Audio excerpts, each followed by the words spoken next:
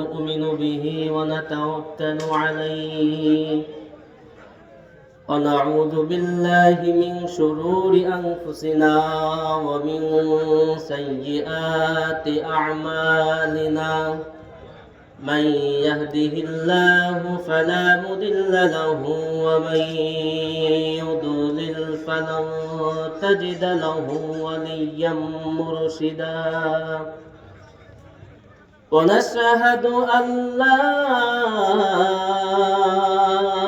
إله إلا الله وحده لا شريك له ونشهد أن سيدنا إمامنا قدوتنا حبيبنا طبيبنا وطبيب أرواحنا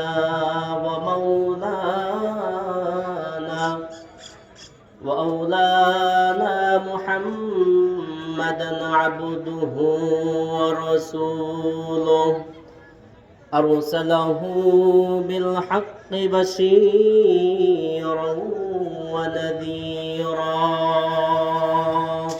وداعيا إلى الله بإذنه وسراجا منيرا فقد قال الله تعالى في كلامه المجيد وفي فرقانه الحميد أعوذ بالله من الشيطان الرجيم إن الله وملائكته يصلون على النبي يا أيها الذين آمنوا صلوا عليه وسلموا تسليما اللهم صل على سيدنا مولانا محمد وعلى آل سيدنا مولانا محمد رسول আমার ভালোবাসা রসুল আমার ভালোবাসা লিল্লাহি তাকবীর রসুল আমার ভালোবাসা রসুল আমার ভালোবাসা রসুল আমার প্রেম বিরহের মূল আলোচনা রসুল আমার কাজে কর্মে অনুপ্রেরণা আল্লাহুম্মা সাল্লি আলা মাওলানা মুহাম্মদ ওয়া আলা আলি সাইয়্যিদিনা মাওলানা মুহাম্মদ আমার মন ভালো না গাইতে পারবেন আমার সঙ্গে একটু জবান ছেড়ে দিয়ে রাসূলের মহব্বত নিয়ে ভালোবাসা দিয়ে আমরা একটু রাসূলের শান এবং মান তার ইজ্জত তার শান নিয়ে একটু নাচ শরীফ আমরা পাঠ করি বলুন না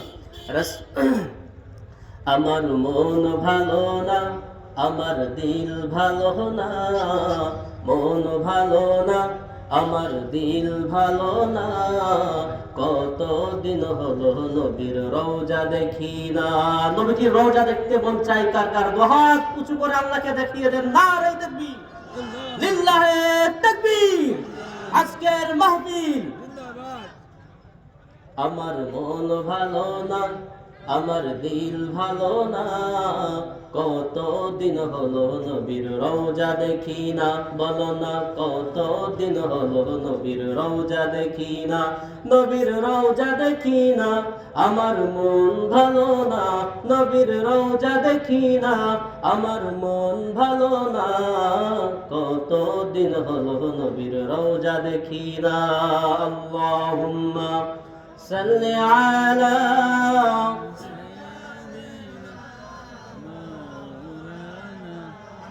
মুহাম্মাদ আলা আলি সাইয়্যিদিনা মাওলানা মুহাম্মদ। আলহামদুলিল্লাহ, আজকের এই কোরআনী মুফতি মজলিস, কোরআনের মাহফিল, আজকের মাহফিলের ক্যালেন্ডার পোস্টার নাই না, আজকের মাহফিলের সুযোগ্য সুদক্ষ মুআজ্জাজ মুহতারাম মুকাররম সভাপতি এবং আজকের মাহফিলের প্রধান অতিথি, বিশেষ অতিথি, আজকের মাহফিলের মধ্যমণি, দরবারে ফুরফুরা শরীফের উজ্জ্বল নক্ষত্র আলহাজ হযরত মাওলানা আয়াতুল্লাহ সিদ্দিক আল কুরাইশি হাফিজাহুল্লাহ, এবং আজকের মাহফিলের আমন্ত্রিত আগত স্বাগত সুস্বাগত এ জাতির কর্ণধার, এ জাতির মাথার তাজ, এ জাতির মুকুট, এ জাতির সূর্য সন্তান, এ জাতির স্বর্ণ সন্তান, এ জাতির উস্তাদ, এ জাতির শিক্ষক, এ জাতির বিবেক, এ জাতির মগজ, হযরত উলামায়ে আহলুস সুন্নাহ। আমার সামনে ভবিষ্ঠ বাংলার আনাচে কানাচে থেকে, এই প্রত্যন্ত অঞ্চলের আনাচে কানাচে থেকে আগত দিন প্রিয়, ইসলাম প্রিয়, কোরআন প্রিয়, নবী প্রিয় আমার তরুণ এবং যুবক ভাইয়েরা, বাবার বয়সী আমার শ্রদ্ধেয় চাচা জানেরা, পর্দার অন্তরালে অবস্থানরতা আমার সম্মানিতা দিনদার আবেদা সালেহা মুমিনা মা এবং বোনেরা, মাইকের আওয়াজ যদ্দূর যাচ্ছে, বাড়িতে ছোট্ট ছোট্ট সোনামণিরা, রাস্তাঘাটে যারা দাঁড়িয়ে আছেন, বসে আছেন, দোকানপাটে যাদের কানে এই মাইকের আওয়াজ যাচ্ছে, সকলকেই আমার অন্তরস্থল থেকে শুভেচ্ছা এবং সালাম। আসসালামু আলাইকুম ওয়া রাহমাতুল্লাহি ওয়া বারাকাতুহু। প্রিয় উপস্থিতি, আমরা এখানে এসেছি, এটা হলো কোরআনের মজলিস। এটা কিসের মজলিস? এই কোরআনের মজলিস হলো জান্নাতের বাগান।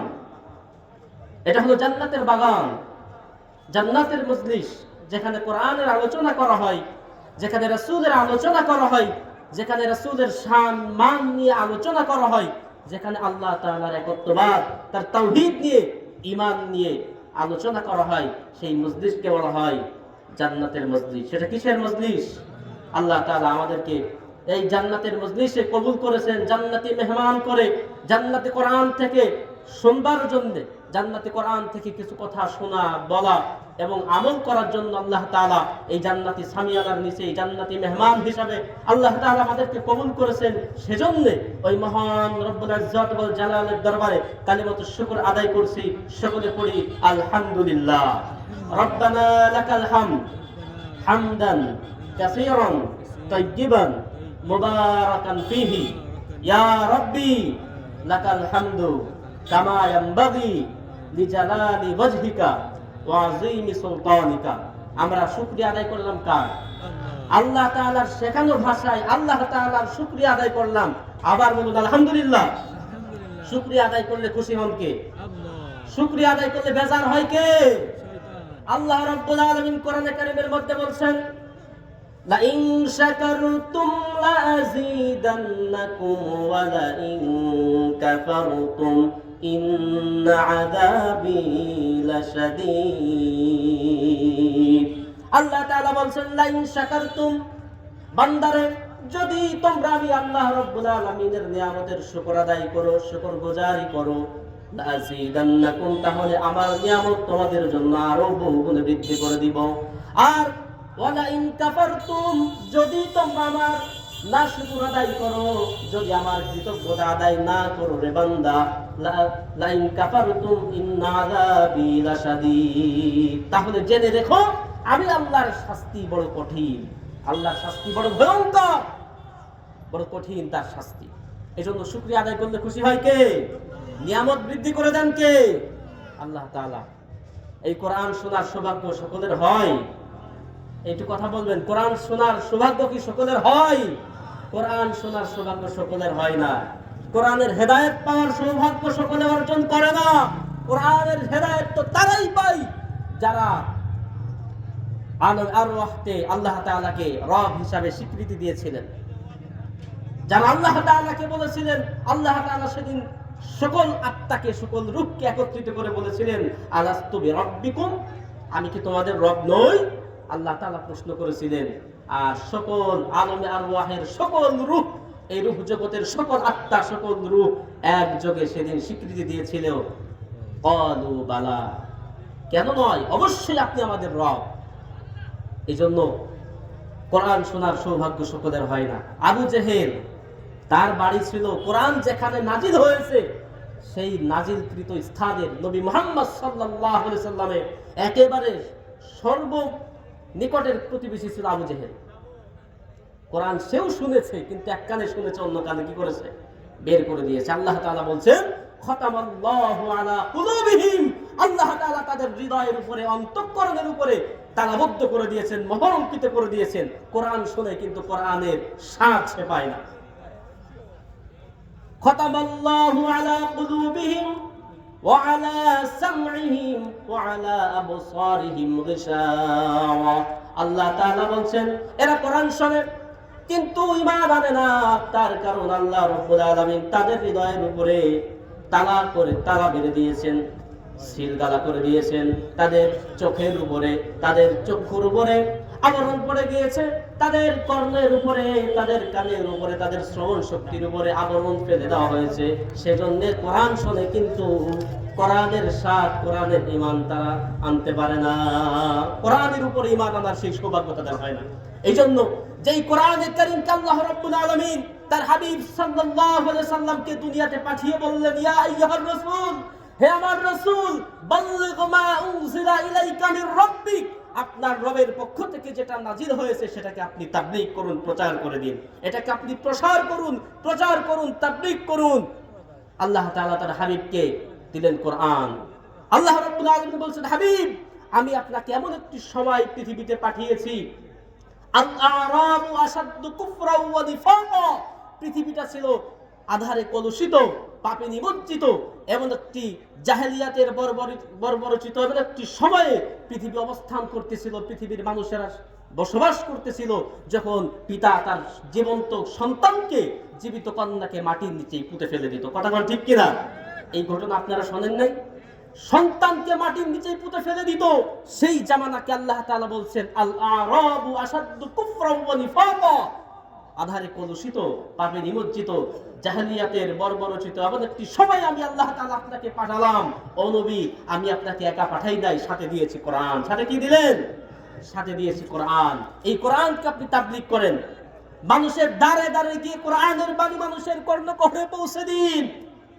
এই কোরআন যখন নাজিল হচ্ছিল, আল্লাহ তাআলার নবী তিনি চাচ্ছিলেন যে কোরআনের একটা শব্দ, একটা আয়াত, একটা বর্ণ, একটা হরফ যেন বাদ না পড়ে যায়। সেজন্য আল্লাহ রাব্বুল আলামিনের হাবিব তাড়াহুড়া করে কোরআনে কারীমকে মুখস্থ করতেছিলেন হযরত জিবরিল আমিনের সঙ্গে। আল্লাহ রাব্বুল আলামিন তার হাবিবকে ডাক দিয়ে বললেন, নবী গো, লা তুহাররিক বিহি লিসানাকা লিতা'জালা বি, ইন্না আলাইনা জামআহু ওয়া কুরআনা। ও নবী, জিবরিল আমিনের সঙ্গে আপনার তাড়াহুড়ো করে কোরআনে কারীমকে মুখস্থ করার কোনো দরকার নাই। আপনি শুধু আমার জিবরিল আমিনের সঙ্গে একবার কোরআনে কারীমকে তেলাওয়াত করবেন, আর এই কোরআনের শব্দ, বর্ণ, মর্মার্থ সবকিছু আপনার দিলের মধ্যে ঢুকিয়ে দেওয়ার দায়িত্ব আমি আল্লাহর কুদরত গ্রহণ করে নিবে। সুবহানাল্লাহ। জিবরিল আমিনের সঙ্গে মাত্র একবার ঠোঁট মিলাতেন, তার জিহবা মুবারক মিলাতেন, আর সম্পূর্ণ কোরআনের মর্মার্থ আল্লাহ তাআলা তার হাবিবের দিলের মধ্যে, তার অন্তঃকরণের মধ্যে বদ্ধমূল করে দিয়েছে, ঢুকিয়ে দিয়েছেন।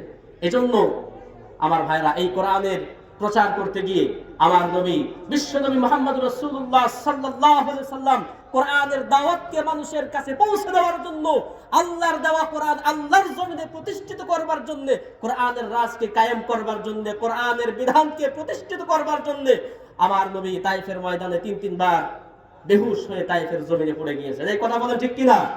কিসের জন্য বেহুশ হয়েছেন? এই কোরআনের তাবলীগ করতে গিয়ে, কোরআনের দাওয়াত দিতে গিয়ে তায়েফের কাফেররা, তায়েফের যুবক তরুণেরা মুরব্বীদের উস্কানিতে নবী মুহাম্মদ সাল্লাল্লাহু আলাইহি সাল্লামকে যখন পাথর নিক্ষেপ করা হলো, তিনি তিনবার তাইফের ময়দানে জমিনের উপরে তিনি বেহুশ হয়ে পড়ে গেলেন। উহুদের ময়দানে দান মুবারক শহীদ করলেন। সব কিছু করা হয়েছে এই কোরআনের জন্য। এই কোরআনের জন্য যদি আজকেও আমাদেরকে জীবন দিতে হয়, রক্ত দিতে হয়, কোরআনের শান, কোরআনের মান, আল্লাহ তাআলার একত্ববাদকে প্রতিষ্ঠিত করতে গিয়ে যদি আমাদেরকে জীবন দিতে হয়, আমাদেরকে টাকা দিতে হয়, আমাদেরকে সময় দিতে হয়, আমরা কি পারবো না ইনশাআল্লাহ? ইনশাআল্লাহ। কই পারবো?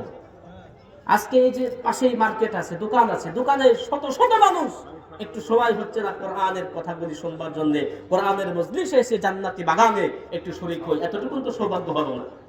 তা আমাদের দ্বারা কিভাবে আমরা কোরআনের জন্য জীবন দিব, কিভাবে রাসূলের প্রেমে উদ্ভাসিত হয়ে আমরা জীবন দিব? তো এই ভালোবাসা, এই প্রেম, রাসূলের মহব্বত, সাহাবে کرام রিদওয়ানুল্লাহি তাআলা আলাইহিম আজমাইন, তিনারা যেভাবে নবীকে প্রেম দিয়েছেন, ভালোবাসা দিয়েছেন, তাকে যেভাবে সহমর্মিতা দেখিয়েছেন, সেই সহমর্মিতা, সেই প্রেম, সেই আত্মত্যাগ আমাদের মধ্যে নাই, আমাদের মধ্যে নাই। এই জন্য আসুন আজকে এমন কিছু কথা আমরা শোনার চেষ্টা করব, যেই কথাগুলি শুনলে পরে এবং মানলে পরে রাসূলের প্রতি আমাদের মহব্বত, আমাদের ভালোবাসা, আমাদের উদারতা আরো বৃদ্ধি পাবে বলে আমি আশাবাদী। সকলে বলেন ইনশাআল্লাহ। আল্লাহ রাব্বুল আলামিন তার হাবিব সাল্লাল্লাহু আলাইহি সাল্লামকে ডেকে বলছেন, হাবিব, আপনাকে আমি এই জাহেলি যুগে পাঠালাম, কিন্তু আপনার মধ্যে এই জাহেলিয়াতের এই মূর্খতার মানুষের যে স্বভাব ছিল, যে চরিত্র ছিল, এই স্বভাব, এই চরিত্র আপনার মধ্যে নাই। কারণ নবীজি সাল্লাল্লাহু আলাইহি সাল্লামকে শাক্ক সদর করা হয়েছে, 4 বার তার শাক্ক সদর করা হয়েছে। এই শাক্ক সদর অর্থাৎ ওপেন হার্ট সার্জারি বলা হয়, একদম গলা থেকে নিয়ে নাভির নিচ পর্যন্ত ফেলে দেওয়া। এভাবে করে আল্লাহর নবী সাল্লাল্লাহু আলাইহি সাল্লামকে শাক্ক সদর করা হয়েছে এবং তার মধ্যে থেকে, ভেতর থেকে সকল ধরনের গুনাহ করার যে একটা চাহিদা, গুনার প্রতি ঝুঁকে যাওয়ার যে একটা চাহিদা, এই চাহিদাও যেন নবীর মধ্যে না থাকে, সেজন্য আল্লাহ তাআলা জমজমের পানি দিয়ে তার ভেতরটাকে ধুয়ে মুছে একদম পরিষ্কার পরিচ্ছন্ন করে দিয়েছেন, যাতে নবীজি কখনো শয়তানের প্ররোচনায় না পড়ে যায়। তা আল্লাহ রাব্বুল আলামিন তার হাবিবকে বলছেন, হাবিব, ওয়া ইন্নাকা লাআলা খুলুকিন আযীম, আমি আপনাকে পুত পবিত্র চরিত্রের উপরে প্রতিষ্ঠিত করে দিয়েছি। কন্যা সুবহানাল্লাহ। আপনার মতো চরিত্র পৃথিবীর বুকে আপনার আগেও কেউ পাই নাই, আপনার পরেও কিয়ামত পর্যন্ত আপনার মতো ফুলের মতো পবিত্র চরিত্র নিয়ে কেউ পৃথিবীতে আগমন করবে না। এত সুন্দর চরিত্র আমি আল্লাহ তাআলা আপনাকে দিয়েছি। এবার আসুন, আল্লাহ রাব্বুল আলামিন কোরআনে কারীমের মধ্যে বলছেন, ওয়া ইন্নাকা লাআলা খুলুকিন আযীম, নবী গো, আমি রব্বুল আলামিন আপনাকে পুত পবিত্র সুন্দর চরিত্রের উপরে প্রতিষ্ঠিত করে দিয়েছি। আপনার চরিত্রের মধ্যে কোনো কালিমা নাই, আপনার চরিত্রের মধ্যে কোনো ভুল নাই, আপনার চরিত্রের মধ্যে কোনো খাদ নাই, আপনার চরিত্র ফুলের মতো পবিত্র। এখন তো আমরা অমুক ভাইয়ের চরিত্র, তমুক ভাইয়ের চরিত্র, নামাজ পড়ে না একক, তো আবার তার নামে স্লোগান দেই ফুলের মতো পবিত্র। নেশা করে, চাঁদাবাজি, ধান্দাবাজি, এই ব্যক্তিকে আমরা বলি ফুলের মতো পবিত্র। অথচ যেই মানুষের ব্যাপারে আল্লাহ তাআলা পবিত্র কোরআনে কারীমের মধ্যে তার চরিত্রের সার্টিফাই করছেন, সেই ব্যক্তি সম্পর্কে আমরা উদাসীন। সেই মহামানব রাহমাতাল লিল আলামিন নবীর ব্যাপারে আমরা উদাসীন। আর দুনিয়ার শেষর চোর, বদমাইশ, লুচ্চা, এই সমস্ত মানুষদের জন্য আমরা সব কিছু করতে রাজি। রাতের পর রাত ঘুম নাই, খাওয়া নাই, দাওয়া নাই, এই সমস্ত মানুষদের পেছনে আমরা দৌড়াচ্ছি, দুনিয়ার জন্য দৌড়াচ্ছি। আমার ভাইরা, একটু ভাবুন, বিবেক খাটান, বুদ্ধি খাটান। আল্লাহ রাব্বুল আলামিন বলছেন যে আমি তাদের অন্তর দিয়েছি, কিন্তু তারা সেই অন্তর দিয়ে বোঝে না। আমি তাদের চক্ষু দিয়েছি, চোখ দিয়ে সব দেখে, কিন্তু আমার আসল জিনিস, সত্য জিনিস তারা দেখে না। সত্যকে তারা অনুধাবন করে না। তারা শোনে, কিন্তু সত্য জিনিস, ভালো জিনিস শোনে না। উলাইকা কাল আনআম, এরা হচ্ছে চতুষ্পদ জন্তু, জানোয়ারের মতো। কিসের মতো? যারা কোরআন, হাদিস, ইজমা, কিয়াস, এই সত্য থাকা সত্ত্বেও যারা এই সত্যকে উপেক্ষা করে মিথ্যার পিছনে যারা ছোটে, যারা দৌড়ায়, আল্লাহ তাআলা বলছেন উলাইকা কাল আনআম, এরা চতুষ্পদ জন্তু, জানোয়ার, শিয়াল, কুকুরের মতো। বালহুম আদল, বরং তার থেকেও নিকৃষ্ট। এই জন্য ভাইরা, আপনাদের প্রতি, আমাদের সকলের প্রতি নসিহত থাকবে, উপদেশ থাকবে যে আমরা মিথ্যার পেছনে না দৌড়িয়ে আসুন আমরা সত্যকে সামনে নিয়ে সত্যকে প্রতিষ্ঠিত করবার জন্য, ইনসাফ ভিত্তিক সমাজ ও রাষ্ট্র কায়েম করার জন্য আমরা প্রত্যেকের স্থান থেকে সংগ্রাম করি। সংগ্রাম করতে হলে টাকা পয়সা লাগে না, শুধু আপনার মনের চাহিদাটা রাখুন, এটাই অনেক। আল্লাহ রাব্বুল আলামিন কোরআনে কারীমের মধ্যে বলছেন, ও নবী, আমি আপনাকে পুত পবিত্র চরিত্রের উপরে প্রতিষ্ঠিত করে দিয়েছি, আর আপনার শান, আপনার মানকে পৃথিবীব্যাপী আমি ছড়িয়ে দিয়েছি। কিভাবে ছড়ালাম? আল্লাহ রাব্বুল আলামিন কোরআনে কারীমের মধ্যে বলছেন, শোনো, وَرَفَعْنَا لَكَ ذِكْرَكَ فَإِنَّ مَعَ الْعُسْرِ يُسْرًا إِنَّ مَعَ الْعُسْرِ يُسْرًا। আল্লাহ রাব্বুল আলামিন বলছেন, নবী গো, আপনার শানকে, আপনার মানকে আমি দুনিয়াব্যাপী ছড়িয়ে দিব। যে মুহাম্মদ সাল্লাল্লাহু আলাইহি সাল্লাম জন্মগ্রহণ করলেন সৌদি আরবের মক্কা নগরীতে, হযরত খাজা আব্দুল্লাহর ঐরসে তার ঘরে যখন জন্মগ্রহণ করলেন, নবী মুহাম্মদ সাল্লাল্লাহু আলাইহি সাল্লামকে তো কেউ চেনে না। 40 বছর পর্যন্ত তিনি মক্কায় থাকলেন। দাদার সঙ্গে, চাচার সঙ্গে ব্যবসা বাণিজ্য করেছেন, বিয়ে শাদী করেছেন, ঘর করোনা করেছেন, সন্তানাদি হয়েছে, সবকিছু হয়েছে, কিন্তু তেমন মানুষ তাকে চিনত না। আল্লাহ রাব্বুল আলামিন কোরআনে কারীমের মধ্যে এই আয়াতে কারিমা নাজিল করে তার হাবিবকে বলছেন, হাবিব, আপনাকে পৃথিবীর মানুষ তেমন চেনে না, কিন্তু আমি রব্বুল আলামিন আপনার নামের প্রচার সারা পৃথিবী ব্যাপী আমি ছড়িয়ে দিব। আরফা'না লাকা যিকরাক, আপনার নাম, আপনার শান সারা পৃথিবীতে মানুষ বলবে, লেখকরা লিখবে, কবি তার কবিতার মধ্যে আপনাকে নিয়ে কবিতা লিখবে। ইতিহাসবিদগণ তাদের ইতিহাস লেখার সময় ঐতিহাসিকগণ তাদের ইতিহাসের মধ্যে আপনার ইতিহাস নিয়ে আসবে। সব জায়গায় নবী আপনার নাম, আপনার শান, আপনার মর্যাদা নিয়ে আলোচনা করা হবে। এই আয়াত যখন নাজিল হলো, তখন মক্কার কাফেরেরা, আবু জেহেল, আবু লাহাব, উতবা, শাইবা, মুগীরা প্রমুখ তাদের চেলাপেলা সহ সকলেই হাসাহাসি করতে শুরু করে দিল যে মুহাম্মদ বলে কি, এই মুহাম্মদ, তার নাম, তার মান মর্যাদা সারা পৃথিবীতে ছড়িয়ে পড়বে। আমরা দেখে নিব যে মুহাম্মাদের নাম, তার মর্যাদা কিভাবে সারা পৃথিবীতে প্রচার হয়, এটা আমরা দেখে নিব। তারা বিরোধিতা করা শুরু করে দিল। ইতিমধ্যেই হজের মৌসুম চলে আসলো। হজের মৌসুম যখন চলে আসলো, আবু জেহেল তার সাঙ্গপাঙ্গদেরকে ডেকে বলছে, শোনো, তোমাদের যে দায়িত্ব থাকবে এই হজের সময়, সেই দায়িত্বটা হলো যে হজের মৌসুমে সারা পৃথিবী থেকে মানুষ মক্কাতে আসবে হজ করবার জন্য। প্রত্যেকটি মোড়ে মোড়ে তোমরা দাঁড়িয়ে থাকবে, যে সকল হাজী সাহেবেরা আসবেন তাদেরকে তোমরা আগেই সতর্ক করবে যে মক্কায় এক নতুন পাগল আছে, এক নতুন জাদুকর, যার নাম হলো মুহাম্মদ। এই জাদুকরের কাছে তোমরা কেউ যাবে না। এইরকম তোমরা আগেই তাদের কানে পৌঁছে দিবে, যাতে করে মানুষেরা মুহাম্মাদের কাছে না যায় এবং তার মুখ থেকে কোরআনের বাণী না শুনতে পায়, তাওহীদের উপরে, একত্ববাদী খোদার উপরে ঈমান যেন তারা না আনতে পারে, সেই দায়িত্ব থাকবে তোমাদের। হলো তাই, হজের মৌসুম চলে আসে। এবার আবু জাহেলের কর্মীরা মক্কার প্রতিটি অলিগলিতে তারা দাঁড়িয়ে আছে ঢোল নিয়ে, তবলা নিয়ে। হাজী সাহেবেরা যখন মক্কা নগরীতে প্রবেশ করতেছে, তখন আবু জাহেলের এই সকল সাঙ্গপাঙ্গরা বলছে, ও হাজী সাহেবেরা, এই মক্কাতে এসেছেন, হজ করবার জন্য এসেছেন, কিন্তু খবরদার, এই মক্কাতে একজন নতুন পাগলের আমদানি হয়েছে, এই মক্কায় একজন নতুন জাদুকর এসেছে, খবরদার, তার কাছেও কেউ যাবে না, তাহলে তোমরাও জাদুগ্রস্ত হয়ে যাবে, তোমরাও পাগল হয়ে যাবে। মিনার ময়দানে যখন হাজী সাহেবেরা তাবু গড়ে তাবুর মধ্যে অবস্থান করছে, এমন সময় আবু জাহেলের এই কর্মীরা গিয়ে বলছেন, ও হাজী সাহেবেরা, আপনারা এই মিনার তাবুতে অবস্থান করছেন, আপনারা হজের সকল কার্যক্রম পরিসমাপ্ত করে বাড়িতে চলে যাবেন, কারণ এই মক্কাতে এমন একজন পাগলের আমদানি হয়েছে, যে পাগলের কথা শুনলে তোমরাও পাগল হয়ে যাবে।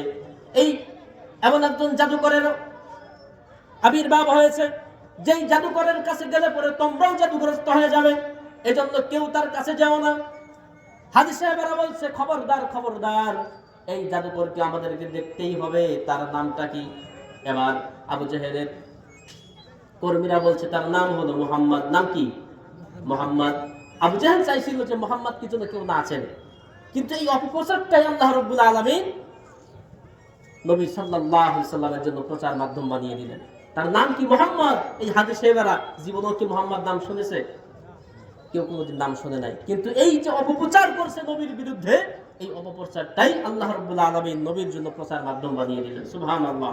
হাদিসে এবারে বলছে, ওরে বাপ রে বাপ, এত বড় জাদুকর, যার কাছে গেলে জাদুগ্রস্ত হয়ে যায়, যার চেহারা দেখলে, যার কথা শুনলে মানুষ জাদুগ্রস্ত হয়ে যায়, সন্তান এবং পিতার মধ্যে সম্পর্ক ছিন্ন হয়ে যায়, স্বামী স্ত্রীর মধ্যে সম্পর্ক নষ্ট হয়ে যায়, ভাই ভাইয়ের বিরুদ্ধে চলে যায়, এত বড় জাদুকর না দেখে তো বাড়ি যাওয়া যাবে না। কারণ পাগল দেখার বা জাদুকর দেখার একটা প্রবণতা আমাদের মধ্যে আছে না? যদি বলা হয় এমন একজন জাদুকর আসছে এই মাহফিলের প্যান্ডেলের সাইডে, যে সে তার হাতে দড়ি দিলে সাপ হয়ে যাচ্ছে, তার হাতে যদি সে খোয়া নিচ্ছে তাহলে এটা আপেল হয়ে যাচ্ছে, তা আমরা কি মাহফিলের প্যান্ডেল একজন খুঁজে পাওয়া যাবে? সব দৌড়াবে জাদুকর দেখার জন্য, যে কি দড়ি হাতে নিলে সাপ হয়ে যায়, সুতা হাতে নিলে সাপ হয়। এই জাদুকর না দেখে তো বাড়ি যাওয়া যাবে না। হাজী সাহেবদের মধ্যে তখন এই প্রবণতা চলে আসলো জাদুকর দেখার, যে হজ শেষ করেই আমরা সব চলে যাব জাদুকর দেখ। হলো তাই হাজী সাহেবেরা তখন হজের পরিসমাপ্তি করে সকলেই চলে গেলেন নবী মুহাম্মদ সাল্লাল্লাহু আলাইহি সাল্লামের ঘরে। একে অপরকে বলছে, তোমরা মুহাম্মাদের ঘর চেনো নাকি, মুহাম্মাদের বাড়ি চেনো নাকি? একে অপরকে ডেকে ডেকে মুহাম্মাদের বাড়ির সামনে সকলেই ভিড় জমিয়েছে।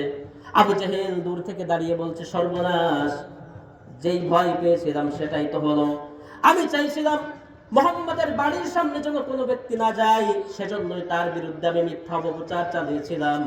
কিন্তু হলো তো উল্টা, এই মিথ্যা অপপ্রচারটাই মুহাম্মাদের জন্য প্রচার মাধ্যম হয়ে গেল। হাজী সাহেবেরা এখন নবীর ঘরের সামনে দাঁড়িয়ে নবীর চেহারা মুবারকের দিকে তাকিয়ে আছে, চাতক পাখির মতো তাকিয়ে আছে, আর তারা ভাবতেছে, হারে এত সুন্দর নুরানি চেহারা, এত সুন্দর চেহারার মানুষ কখনো পাগল হতে পারে না। কারণ নবীজি সাল্লাল্লাহু আলাইহি সাল্লামের চেহারার যে নূরের যে ঝলকানি, এত সুন্দর পরিষ্কার পরিচ্ছন্ন ব্যক্তি, মাথায় সুন্দর বাবরি চুল, গালে সুন্দর মুক্তার দানার মতো চকচকে ঝকঝকে দাঁত মোবারক, মিষ্টি হাসির ফাঁক দিয়ে দাঁতের দিকে তাকালে মানুষগুলি সব পাগল হয়ে যাচ্ছে। যাহারে এত সুন্দর মানুষ এত পাগল হতে পারে না। তারা আবার ভাবতেছে যে ও বলেছিল তো সে তো জাদুকর, জাদুকর যদি হবে তাহলে অবশ্যই সে তো মন্ত্র পাঠ করবে, কারণ জাদু করতে গেলে কি পড়া লাগে? মন্ত্র পড়া লাগে। তো জাদুকর যদি হবে তাহলে তো মন্ত্র পড়বে। এবার কেউ কেউ লক্ষ্য করে দেখছে যে নবী বিড়বিড় করে কি যেন পড়তেছে। মানুষেরা ঘরের দেওয়ালে, কেউ দরজার চৌকাঠে গিয়ে, কেউ জানালা দিয়ে কান পেতে আছে যে মুহাম্মদ পড়েটা কি। তারা তখন শুনতে পেল নবীজির জবান মোবারক থেকে উচ্চারিত হচ্ছে, আর রহমানু আল্লামাল কুরআন খালাকাল ইনসানা আল্লামাহুল বায়ান। সূরা রহমানের তেলাওয়াত হচ্ছে। মানুষেরা বলছে যে না না, এই ব্যক্তি কোনো পাগল বা জাদুকর হতে পারে না, এই মুহাম্মদ, এই ব্যক্তি যা পড়ছে সেটা নিছক ঐশী কোনো বাণী। কারণ এত সুন্দর মিলিয়ে মিলিয়ে ছন্দ আকারে এত সুন্দর কথা কোনো পাগল বা কোনো জাদুকরের দ্বারা বলা সম্ভব নয়। মানুষেরা নবীর কাছে প্রশ্ন করছে যে আপনার পরিচয়টা আমাদের কাছে বলেন, আপনার বিরুদ্ধে তো অনেক অপপ্রচার শুনলাম যে আপনি পাগল জাদুকর, আপনাকে জিনে ভর করেছে, আসলে সত্যটা কি একটু জানতে চাই। নবীজি তখন তার দাওয়াত দেওয়ার, নবুয়ত, রিসালাত এবং তাওহীদের দাওয়াত দেওয়ার প্লেস পেয়ে গেলেন। নবীজি বললেন, আনা মুহাম্মদ, আনা আব্দুল্লাহি ওয়া রাসূলু, আমি হচ্ছি মুহাম্মদ, আমি আল্লাহর প্রেরিত রাসূল, আল্লাহর প্রেরিত পয়গম্বর, আমি হচ্ছি পবিত্র কোরআনুল কারীমের ধারক এবং বাহক। এভাবে যখন তার নিজের পরিচয় তুলে ধরলেন, হাজী সাহেবেরা আল্লাহর নবীর হাতে হাত রেখে তারা নবীর উপরে ঈমান আনয়ন করলো এবং তারা নিজে নিজে দেশে গিয়ে তারাও ইসলামের জন্য একজন প্রচারক হয়ে গেল। সুবহানাল্লাহ। তাহলে বলেন, আল্লাহর নবী সাল্লাল্লাহু আলাইহি সাল্লামকে আল্লাহ তাআলা যে ওয়াদা করেছিলেন যে নবী আপনার নামের প্রচার আমি সারা পৃথিবীতে পৌঁছে দিব, তাহলে এই যে সারা পৃথিবী থেকে হাজী সাহেবেরা আসছেন হজ করবার জন্য, তাদের মাধ্যমে সকল দেশে আল্লাহর নবীর নাম, তার শান, তার মর্যাদা পৌঁছে গেছে না যাই নাই? পৌঁছে দিলেন আল্লাহ তাআলা। এই জন্য রব্বুল আলামিন বলছেন, হাইসুমা যুকিরতু যুকিরতা মাই, ও নবী আমি আল্লাহর নাম যেখানে উচ্চারিত হবে আপনার নাম সেখানে উচ্চারিত হবে। আল্লাহ রাব্বুল আলামিন হাদিসে কুদসির মধ্যে ঘোষণা দিলেন, হাইসুমা যুকিরতু যুকিরতা মাই, নবী গো আমার নাম যেখানে উচ্চারিত হবে আপনি নবীর নাম সেখানে উচ্চারিত হবে। আমার বন্ধুগণ, ঈমান আনার মূল মন্ত্র, মুসলমানদের ঈমানের মূল মন্ত্র হলো তাওহীদের বাণী লা ইলাহা ইল্লাল্লাহু মুহাম্মাদুর রাসূলুল্লাহ। এটা হচ্ছে কালিমা, এটা হচ্ছে ঈমানের মূল মন্ত্র। এই কালিমা পড়েই তো আমরা মুসলমান হয়েছি নাকি? এই কালিমা পড়ে মুসলমান ঈমানদার হয়। একজন মানুষ ঈমানদার হয় এই কালিমার মধ্যে প্রথমে কি সাক্ষ্য দেওয়া হচ্ছে? প্রথমে সাক্ষ্য দেওয়া হচ্ছে লা ইলাহা ইল্লাল্লাহ, আল্লাহ ছাড়া কোনো মাবুদ নাই, মুহাম্মাদুর রাসূলুল্লাহ। লা ইলাহা ইল্লাল্লাহ মুহাম্মাদুর রাসূলুল্লাহ, আল্লাহ ছাড়া কোনো ইলাহ নাই এবং মুহাম্মদ সাল্লাল্লাহু আলাইহি ওয়াসাল্লাম যিনি কার রাসূল? আল্লাহ তাআলার রাসূল। তাহলে একজন মানুষ সে ঈমানদার ততক্ষণ পর্যন্ত হতে পারে না যতক্ষণ পর্যন্ত আল্লাহর উপরে ঈমান আনার সাথে সাথে নবীর প্রতি সে ঈমান না আনে, ততক্ষণ পর্যন্ত একজন মানুষ ঈমানদার হতে পারে না। কালেমে শাহাদার মধ্যে আমরা পাঠ করি আশহাদু আল্লা ইলাহা ইল্লাল্লাহু ওয়া আশহাদু আন্না মুহাম্মাদান আবদুহু ওয়া রাসূলুহু। কি সাক্ষ্য দিচ্ছি? প্রথমে সাক্ষ্য দেওয়া হচ্ছে আশহাদু আল্লা ইলাহা ইল্লাল্লাহ, আমি সাক্ষ্য দিচ্ছি আল্লাহ ছাড়া কোনো মাবুদ নাই। আল্লাহ ছাড়া কে নাই? মাবুদ নাই। ওয়া আশহাদু আন্না মুহাম্মাদার রাসূলুল্লাহ, আর আমি এটাও সাক্ষ্য দিচ্ছি যে নিশ্চয় মুহাম্মদ সাল্লাল্লাহু আলাইহি ওয়াসাল্লাম তিনি হচ্ছেন আল্লাহর প্রেরিত রাসূল। তাহলে আল্লাহ তাআলা যে বললেন যে হে রাসূল, আমার নাম যেখানে উচ্চারিত হবে আপনি নবীর নাম সেখানে উচ্চারিত হবে, তাহলে আল্লাহ তাআলার এই কথা অক্ষর অক্ষরে পালিত হচ্ছে নাকি হচ্ছে না? আমার বন্ধুগণ, মুসলমানেরা 5 ওয়াক্ত নামাজ আদায় করে। দৈনিক 5 ওয়াক্ত নামাজ আদায়ের জন্য 5 বার আযান দেওয়া লাগে। আল্লাহ রাব্বুল আলামিন বললেন, নবী গো, আযানের প্রথম 4 বাক্যে আমি আল্লাহ তাআলার বড়ত্বের ঘোষণা হবে, আমি আল্লাহর নামের ঘোষণা হবে। এরপরে 2 বাক্যে আমার শাহাদা পাঠ করা হবে। আবার শাহাদার পরেই নবী গো, এই দুনিয়ায় যত নবী রাসূল পাঠিয়েছি কোন নবী রাসূলের নাম যুক্ত করি নাই। প্রত্যেক দিন প্রত্যেক ওয়াক্ত আযানের মধ্যে আমার নামের পরে নবী আপনার নামকে আমি যুক্ত করে দিয়েছি। সুবহানাল্লাহ। প্রথমেই মুয়াজ্জিন সাহেব কি বলে? আল্লাহু আকবার, আল্লাহু আকবার। এরপরে বলা হচ্ছে আশহাদু আল্লা ইলাহা ইল্লাল্লাহ। তারপরে 2 বাক্যে বলা হচ্ছে ওয়া আশহাদু আন্না মুহাম্মাদার রাসূলুল্লাহ। আযানের মধ্যে কার নাম? বলেন না, আযানের মধ্যে কার নাম? আল্লাহর নামের পরে আল্লাহর রাসূলের নাম। নামাজ আদায় করবে, এই নামাজের মধ্যে আল্লাহর নামের সঙ্গে নবীর নাম আছে না নাই? নামাজি ব্যক্তি, মুসল্লি নামাজি ব্যক্তি দৈনিক 5 ওয়াক্ত নামাজ আদায় করবে, নামাজের মধ্যে দুরূদ শরীফ পাঠ আছে না নাই? এই দুরূদ শরীফের মধ্যে আল্লাহ রাব্বুল আলামিন কি সিস্টেম করে দিলেন? এই দুরূদের নাম হলো দুরূদ ইব্রাহিম। দুরূদে কি বলি আমরা? ইব্রাহিম। দুরূদের নাম দুরূদ ইব্রাহিম। কিন্তু এই দুরূদের মধ্যে যার নামটা আগে আসে তিনি ইব্রাহিম নন, তিনি আমার আপনার নবী মুহাম্মদ সাল্লাল্লাহু আলাইহি ওয়াসাল্লাম। দুরূদের মধ্যে কি বলা হচ্ছে? আল্লাহুম্মা সাল্লি আলা মুহাম্মদ। কার নাম আগে আসলো? দুরূদের নাম দুরূদ ইব্রাহিম। কিন্তু আসার দরকার ছিল ইব্রাহিম আলাইহিস সালামের নাম। আল্লাহ তাআলা বলছেন না না, দুরূদের নাম যদিও দুরূদ ইব্রাহিম, কিন্তু দুরূদটা শুরু হবে আমি নবী আমার নবী মুহাম্মদ সাল্লাল্লাহু আলাইহি সাল্লামের নাম দিয়ে। এজন্যই আল্লাহুম্মা সাল্লি আলা মুহাম্মদ ওয়া আলা আলি মুহাম্মদ। এরপরে আসছে কামা সাল্লাইতা আলা ইব্রাহিম ওয়া আলা আলি ইব্রাহিম ইন্নাকা হামিদুম মাজিদ। কত সুন্দর সিস্টেম করে দিলেন। প্রত্যেক নামাজে এই দুরূদ শরীফ পাঠ করতে হয়, আর দুরূদের মধ্যে আল্লাহ তাআলা তার নবীর নাম নিয়ে আসছে। দুরূদের মধ্যে নবীর নাম, নামাজের মধ্যে নবীর নাম। নামাজে মুমিন বান্দা, মুসলমান নামাজি বান্দা তাশাহুদ পাঠ করেন, আত্তাহিয়াত পাঠ করে। আত্তাহিয়াতের মধ্যে, নামাজের মধ্যে আল্লাহর নবীকে সালাম জানাতে হয় নাকি হয় না? আল্লাহর নবী সালাম আছে। আল্লাহ কি বলে? আসসালামু আলাইকা আইয়ুহান নাবিয়্যু ওয়া রাহমাতুল্লাহি ওয়া বারাকাতুহু। তাহলে নামাজ হচ্ছে আল্লাহর জন্য। নামাজ কার জন্য? একটু কথা বলেন। নামাজ আমরা পড়ি কার জন্য? নাকি লোক দেখানোর জন্য? লোক দেখানো নামাজ যদি আদায় করে তাহলে এটা হচ্ছে নেফাকি, এটা শিরিক পর্যায়ের। কেউ যদি মানুষকে দেখানোর জন্য নামাজ আদায় করে, তাহলে নামাজ হচ্ছে আল্লাহর জন্য। আল্লাহর জন্য যে ইবাদত করা হচ্ছে সেই ইবাদতের মধ্যে আবার নবীর নামটাও আল্লাহ তাআলা যুক্ত করে দিয়েছেন। কন্যা সুবহানাল্লাহ। আল্লাহ রাব্বুল আলামিন বলছেন কুল ইন্না সলাতি ওয়া নুসুকি ওয়া মাহইয়ায়া ওয়া মামাতি লিল্লাহি রাব্বিল আলামিন। হে নবী বলুন আপনার আমার নামাজ, আমার কুরবানি, আমার বেঁচে থাকা, আমার মরে যাওয়া সবকিছুই বিশ্ব জগতের প্রতিপালক আল্লাহ তাআলার জন্যই নিবেদিত। সুবহানাল্লাহ। তাহলে নামাজ আল্লাহর জন্য, কুরবানি আল্লাহর জন্য, কিন্তু সেই নামাজের মধ্যে নাম আছে কার? আমার আপনার নবীর নাম নামাজের মধ্যে দিয়ে আল্লাহ তাআলা সারা পৃথিবীতে সমুন্নত করে দিলেন। কন্যা সুবহানাল্লাহ। আমার বন্ধুগণ, আল্লাহ তাআলা বলছেন নবীগণ আপনি জানেন নাকি কিভাবে আপনার মানকে, আপনার শানকে পৃথিবী ব্যাপী আমি ছড়িয়ে দিলাম? আপনি জানেন নাকি ও নবী আপনাকে কেমন মর্যাদা দিলাম? এই পৃথিবীতে যত নবী রাসূল এসেছেন সকল নবীদেরকে আমি রব্বুল আলামিন নাম ধরে সম্বোধন করেছি। কি ধরে? সকল নবীদেরকে আমি নাম ধরে সম্বোধন করেছি।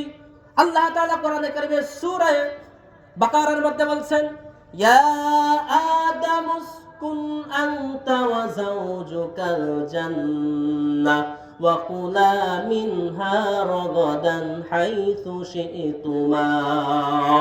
আল্লাহ তাআলা হযরত আদম আলাইহিস সালামকে লক্ষ্য করে বললেন আদম, ইয়া আদম, হে আদম, আপনি এবং আপনার স্ত্রী উসকুন আনতা ওয়া যাওজুকাল জান্নাহ, আপনি এবং আপনার স্ত্রী জান্নাতের মধ্যে বসবাস করুন। সব কিছু করতে পারবেন জান্নাতের মধ্যে, সব জায়গায় যেতে পারবেন, সব কিছু খেতে পারবেন, কিন্তু খবরদার খবরদার ওয়ালা তাকরাবা হাযিহিস শাজারা, ওই গাছের নিকটেও যেও না। ভিন্ন আলোচনা। আল্লাহ তাআলা এখানে কি করলেন? নবীকে, তার আদম নবীকে নাম ধরে সম্বোধন করলেন, যিনি হচ্ছেন আদম আবুল বাশার, সমস্ত পৃথিবীবাসীর যিনি আদি পিতা। আদি পিতার নাম কি? তো বলেন না, আমাদের আদি পিতার নাম কি? আদম আলাইহিস সালাম। আল্লাহ তাআলা যিনি নিজ কুদরতি হাতে যার অবয়বকে সৃষ্টি করেছেন তিনি হচ্ছেন হযরত আদম আলাইহিস সালাম। তিনি প্রথম মানুষ এবং প্রথম নবী যিনি জান্নাতে সরাসরি বসবাস করার পারমিশন আল্লাহ তাআলার কাছ থেকে পেয়েছেন। তার নাম ধরে আল্লাহ তাআলা রাখলেন।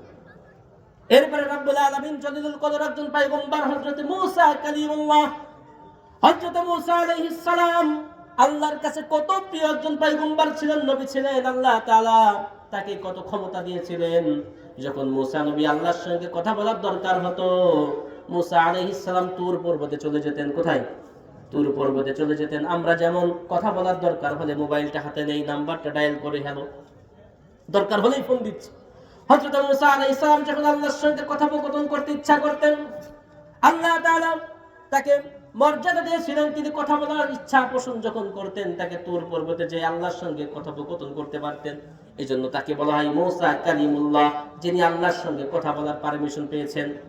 হযরত মূসা আলাইহিস সালামকে আল্লাহ রাব্বুল আলামিন নাম ধরে কোরআনে কারীমের মধ্যে সম্বোধন করেছেন। আল্লাহ তাআলা বলছেন, হে মূসা, আপনার পায়ের জুতা মুবারক আপনি খুলে রাখুন। ইন্নাকা বিল ওয়াদিল মুকদ্দাসি তুওয়া। তুর পর্বতে যখন আল্লাহর সঙ্গে কথা বলার জন্য তিনি গেছেন, আল্লাহ তাআলা বলছেন মূসা আপনার পায়ের জুতাটা খুলুন। ইন্নাকা বিল ওয়াদিল মুকদ্দাসি তুওয়া, কারণ আপনি যে তুর পর্বতে দাঁড়িয়ে আছেন এটা খুব পবিত্র একটা জায়গা, এখানে জুতা পায়ে ঢোকা নিষেধ। মূসাকে আল্লাহ তাআলা নাম ধরে ডাকলেন। জাতির পিতা হযরত ইব্রাহিম আলাইহিস সালাম, আমাদের জাতির পিতা কে? জাতির পিতা, মুসলিম মিল্লাতের পিতা। আল্লাহ তাআলা সূরা হজের মধ্যে বলছেন, আল্লাহ রাব্বুল আলামিন বলছেন মিল্লাতা আবিকুম ইব্রাহিম হুয়া সাম্মাকুমুল মুসলিমিন। আল্লাহু আকবার। মুসলিম আমি, সংগ্রামী আমি চিররণবীর, আল্লাহকে ছাড়া কাউকে মানি না, নারায়ে তাকবীর। বলেন না লিল্লাহে তাকবীর। মুসলিম আমি, সংগ্রামী আমি চিররণবীর, আল্লাহকে ছাড়া কাউকে মানি না, নারায়ে তাকবীর, নারায়ে তাকবীর, লিল্লাহে তাকবীর। আমার বন্ধুগণ, আমাদের মুসলমানদের জাতির পিতা হযরত ইব্রাহিম আলাইহিস সালাম, তার কত সম্মান, তার কত মান মর্যাদা আল্লাহ তাআলা দিয়েছেন, তাকে মুসলিম মিল্লাতের পিতা হিসেবে ঘোষণা করেছেন। সেই ইব্রাহিম আলাইহিস সালামকে রব্বুল আলামিন কোরআনে কারীমের মধ্যে নাম ধরে সম্বোধন করলেন। আল্লাহ তাআলা বলছেন ইয়া وناديناه أن يا إبراهيم قد صدقت الرؤيا إنا كذلك نجزي المحسنين الله أكبر আল্লাহ তাআলা ইব্রাহিম আলাইহিস সালামকে বলেন, ইব্রাহিম, আপনি তো স্বপ্ন দেখেছিলেন আপনার সন্তানকে কুরবানি করতে, এটা আপনি স্বপ্নে দেখেছিলেন, সেই স্বপ্নকে আপনি বাস্তবে রূপ দিয়েছেন। কন্যা সুবহানাল্লাহ। স্বপ্ন দেখেছিলেন আপনার প্রিয় বস্তু, আপনার সন্তানকে কুরবানি করছেন, কিন্তু আপনি তো স্বপ্নকে বাস্তবে রূপ দিয়ে দিলেন। ইসমাইলকে কুরবানি করার জন্য আপনি প্রস্তুত হয়ে গেলেন। সুতরাং আপনার কুরবানি করা লাগবে না। আপনার এই যে অন্তর থেকে, দিল থেকে যে কুরবানি করে ফেলেছেন, এটাই আমি আল্লাহ তাআলার দরবারে কবুল আর মঞ্জুর হয়ে গেছে। সুবহানাল্লাহ। আমার বন্ধুগণ, জাতির পিতাকে আল্লাহ রাব্বুল আলামিন নাম ধরে ডাকলেন, মুসা আলাইহিস সালামকে নাম ধরে ডাকলেন। সর্বপ্রথম রাসূল ছিলেন, তার নাম হলো হযরতে নূহ আলাইহিস সালাম। নাম কি? হযরতে নূহ আলাইহিস সালাম। তার নামে একটা সূরা আল্লাহ রাব্বুল আলামিন নাজিল করেছেন। হযরতে নূহ আলাইহিস সালামকে রাব্বুল আলামিন ডাক দিয়ে বললেন, কিলা ইয়া নূহু বিত বিসালামিন মিন্না ওয়া বারাকাতিন আলাইক।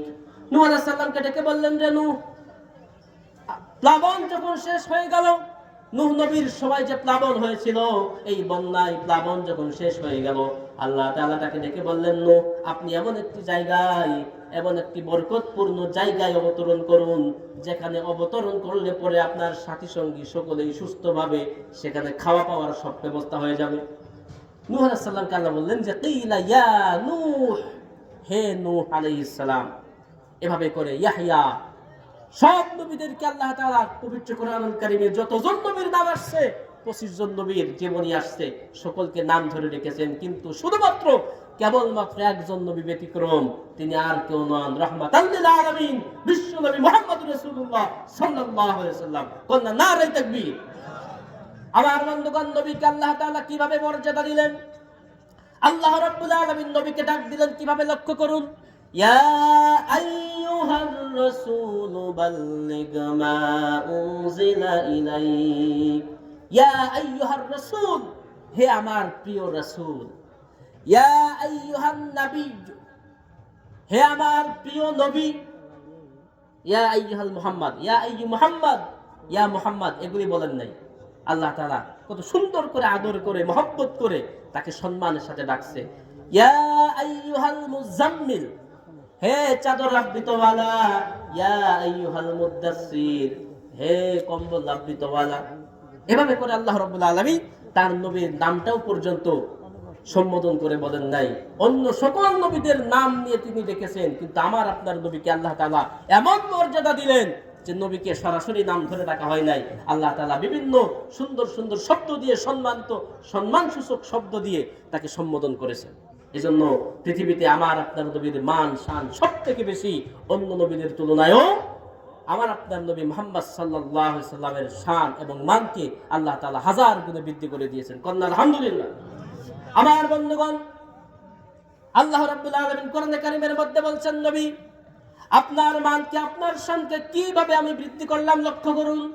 আপনার মান মর্যাদা শুধু দুনিয়ায় হবে না, শুধু দুনিয়ায় আপনার মর্যাদা থাকবে না, দুনিয়ায়ও মর্যাদা, আর আখিরাতেও আমি রব্বুল আলামিন আপনাকে সম্মানের ঝান্ডা হাতে তুলে দিয়েছি। সুবহানাল্লাহ। কিভাবে দিলাম? কোরআনে কারীম ঘোষণা করছে, ইন্না আ'তাইনাকাল কাউসার ফাসাল্লি লিরাব্বিকা ওয়ানহার ইন্না শানিআকা হুয়াল আবতার। আল্লাহু আকবার। আল্লাহ রাব্বুল আলামিন বলছেন, নবী, ইন্না আ'তাইনাকাল কাউসার, নবী, আমি আপনাকে হাউজে কাউসার দান করে দিলাম। সুবহানাল্লাহ। হাউজে কাউসার দান করে দিলাম। এই সূরা যখন অবতীর্ণ হলো, সাহাবীরা আল্লাহর নবীকে ঘেরাও করে ফেললো। ইয়া রাসূলুল্লাহ, ইয়া হাবিবাল্লাহ, হাউজে কাউসার কি চিনলাম না, হাউজে কাউসার কি আমরা বুঝি না, আমাদেরকে একটু বুঝিয়ে বলুন তো হাউজে কাউসার কি। আল্লাহর নবী সাল্লাল্লাহু আলাইহি সাল্লাম এই আয়াতের ব্যাখ্যায় তখন তিনি বলে দিলেন, হাউজে কাউসার হলো আহলা মিনাল আসাল, এমন একটি হাউজ, এমন একটি ঝর্ণা, এমন একটি কূপ, এমন একটি ঝর্ণা বা পানির ফোয়ারা, যেই ঝর্ণার পানি, যেই কূপের পানি আহলা মিনাল আসাল, মধুর থেকেও মিষ্টি। কিসের থেকেও মিষ্টি? মধুর থেকেও মিষ্টি। আবিয়াদু মিনাস সালজ, এই কূপের পানি বরফের থেকেও ঠান্ডা। আহলা মিনাল আসাল আবিয়াদু মিনাস সালজ আতিয়াবু মিনাল মিসকাম, বরফ থেকেও সুগন্ধিযুক্ত। মান শারিবা মিনহা শারবাতান, এই কূপের পানি যেই ব্যক্তি একবার পান করবে, লাম ইয়াজমা আবাদান, সে কিয়ামতের দিন জান্নাতে যাওয়ার আগ পর্যন্ত আর দ্বিতীয়বার পিপাসার্ত হবে না। সুবহানাল্লাহ। হাউজে কাউসার হলো এমন একটি হাউজ, এমন একটি পানির ফোয়ারা, যেখান থেকে পান করার পরে একজন মানুষ জান্নাতে যাওয়ার আগ পর্যন্ত আর পিপাসার্ত হবে না। সুবহানাল্লাহ। এই হাউজে কাউসারের পানি পান করতে চান তো? এই হাউজে কাউসারের পানি আমরা পান করতে চাই? কারা কারা হাউজে কাউসারের পানি পান করতে চান? দুই হাত উঁচু করে আল্লাহরে দেখান। নারে তাকবীর, লিল্লাহে তাকবীর, নারে রিসালাত। আজকের মাহফিল বলুন জিন্দাবাদ। আজকের মাহফিল। আমার বন্ধুগণ, হাউজে কাউসারের পানি সেদিন পান করতে হলে নবীর সুন্নাতের অনুসারী হতে হবে। যারা নবীর সুন্নতকে অ্যাভয়েড করে চলে, এড়িয়ে চলে, আর দুনিয়ায় মানুষের শেখানো, মানুষের দেখানো নেতা নেত্রী এবং সেলিব্রিটিদের অনুসরণ অনুকরণ করে, এরা কখনো হাউজে কাউসারের পানি নসিব হবে। এক শ্রেণীর মুসলমানেরা এরা নবীজির কাছে আসবে, বলবে ইয়া রাসূলুল্লাহ, আমি তো আপনার উম্মত ছিলাম। নবীজি বলবেন, ও ঠিক আছে, উম্মত ছিলে, তাদেরকে এভাবে পানি দেওয়ার জন্য প্রস্তুতি নেবেন। এমন সময় ফেরেশতারা এসে বলবেন, ইয়া রাসূলুল্লাহ, খবরদার, এদেরকে আপনি পানি দিবেন না, এরা মুসলমান কিন্তু মুনাফিক মুসলমান। আপনি যখন দুনিয়া থেকে চলে আসছেন, আপনার ধর্মের মধ্যে, আপনার রেখে আসা ইসলামের মধ্যে কাট সাট করতে করতে আপনার ইসলামকে একেবারে 3/4 বানিয়ে ফেলেছে। তখন নবী সাল্লাল্লাহু আলাইহি ওয়াসাল্লাম বলবেন, সাহকান সাহকান লিমান গায়্যারা বিয়াদি, আমার বাদি, তোমরা দূর হও, দূর হও, যারা আমি চলে আসার পরে দুনিয়া থেকে আমার রেখে আসা ইসলামকে যারা কাটছাট করেছো, রদ বদল করেছো, তোমাদের জন্য আজকে এখানে কোনো ঠাঁই হবে না। হাউজে কাউসারের পানি তোমাদের নসিবে জুটবে না, দূর হয়ে যাও আমার সামনে থেকে। আমার ভাইরা, এই জন্য নবীজির সুন্নাতের তাবেদারি হতে হবে। নবীজির সুন্নাত, নবীজির সুন্নাত, এই সুন্নাতই হলো জান্নাত। যার মধ্যে আছে সুন্নাত, তার কপালে মিলবে জান্নাত। যার মধ্যে সুন্নাত নাই, তার কপালে জান্নাতও নাই। এজন্য সুন্নাতের অনেক দাম। দেখুন, আল্লাহ রাব্বুল আলামিন তার হাবিবকে বলছেন, হাবিব, আপনার মর্যাদা আপনি কিভাবে বৃদ্ধি করে দিয়েছে একটু লক্ষ্য করেন। আপনার প্রতি ভালোবাসা কি আমি আল্লাহ তাআলার প্রতি ভালোবাসা, আপনার প্রতি ঈমান আনা কি আমি আল্লাহর প্রতি ঈমান আনা, আপনার অনুসরণ করা কি আমি আল্লাহরকেই অনুকরণ করার সেই মডেল হিসাবে আমি আল্লাহ তাআলা আপনাকে পাঠিয়েছি। কোরআনে কারিমে রব্বুল আলামিন সূরা নূরের মধ্যে বলছেন, কুল ইন কুনতুম তুহিব্বুনাল্লাহা ফাত্তাবিউনি ইউহিব্বুকুমুল্লাহ ওয়া ইয়াগফির লাকুম যুনুবাকুম ওয়াল্লাহু গফুরুর রহিম।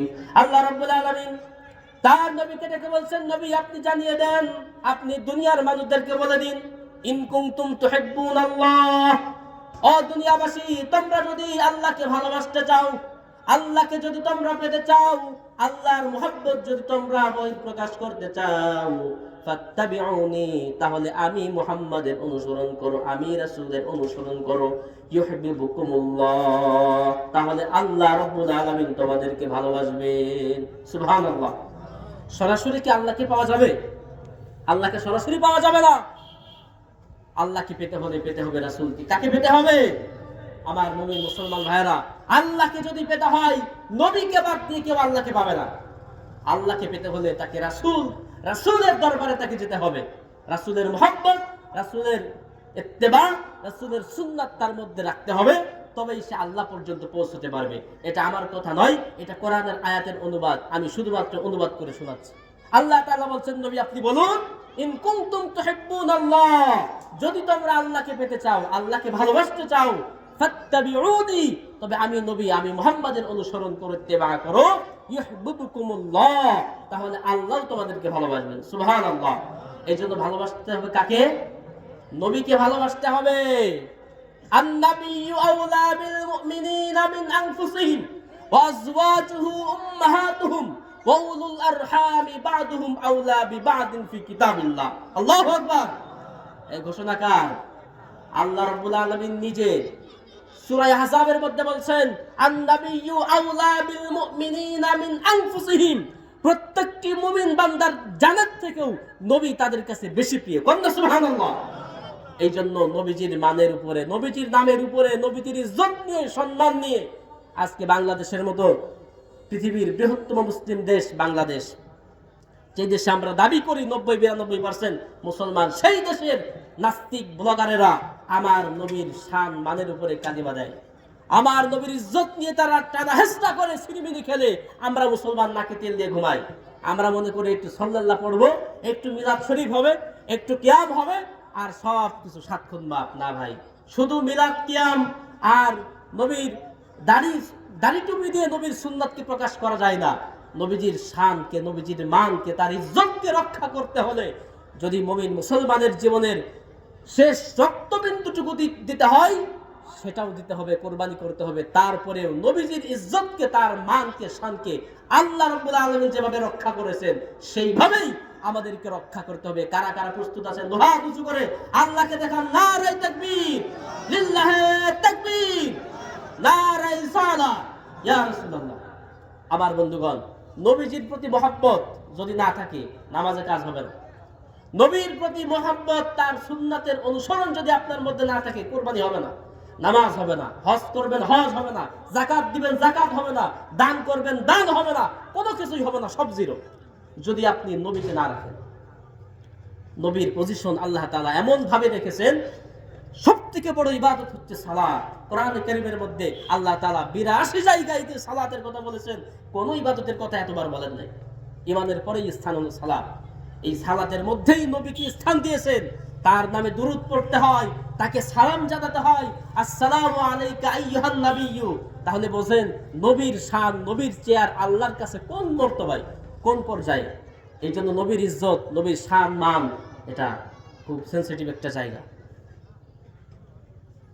খবরদার। এই জন্য যখনই নবীর উপরে এভাবে আঙ্গুল তোলা হবে, নবীকে নিয়ে ব্যঙ্গচিত্র করা হবে, মুসলমান কখনো ঘরে বসে থাকতে পারে না, এর প্রতিবাদ করতে হবে, সর্বসাকল্যে এর প্রতিবাদ জানাতে হবে। এটা আমাদের ইমানি দায়িত্ব। এই জন্য রব্বুল আলামিন বলছেন, নবী আপনি বলুন, আন-নাবিয়্যু আওলা বিল মুমিনিনা মিন আনফুসিহিম ওয়া আজওয়াজুহু উম্মাহাতুহুম ওয়া উলুল আরহামি বা'দুহুম আওলা বিবা'দিন ফি কিতাবিল্লাহ। আল্লাহর ফয়সালা অনুযায়ী, আল্লাহর কিতাব অনুযায়ী মুমিন বান্দার নিজের জীবন থেকে, তার সন্তান সন্ততি, তার স্ত্রী পুত্র, তার ঘর বাড়ি, জায়গা জমি, চাকরি, ব্যবসা, সব কিছুর থেকে আমার নবীর মহব্বত, ভালোবাসা মুমিনের কাছে সবথেকে বেশি দামি হয়।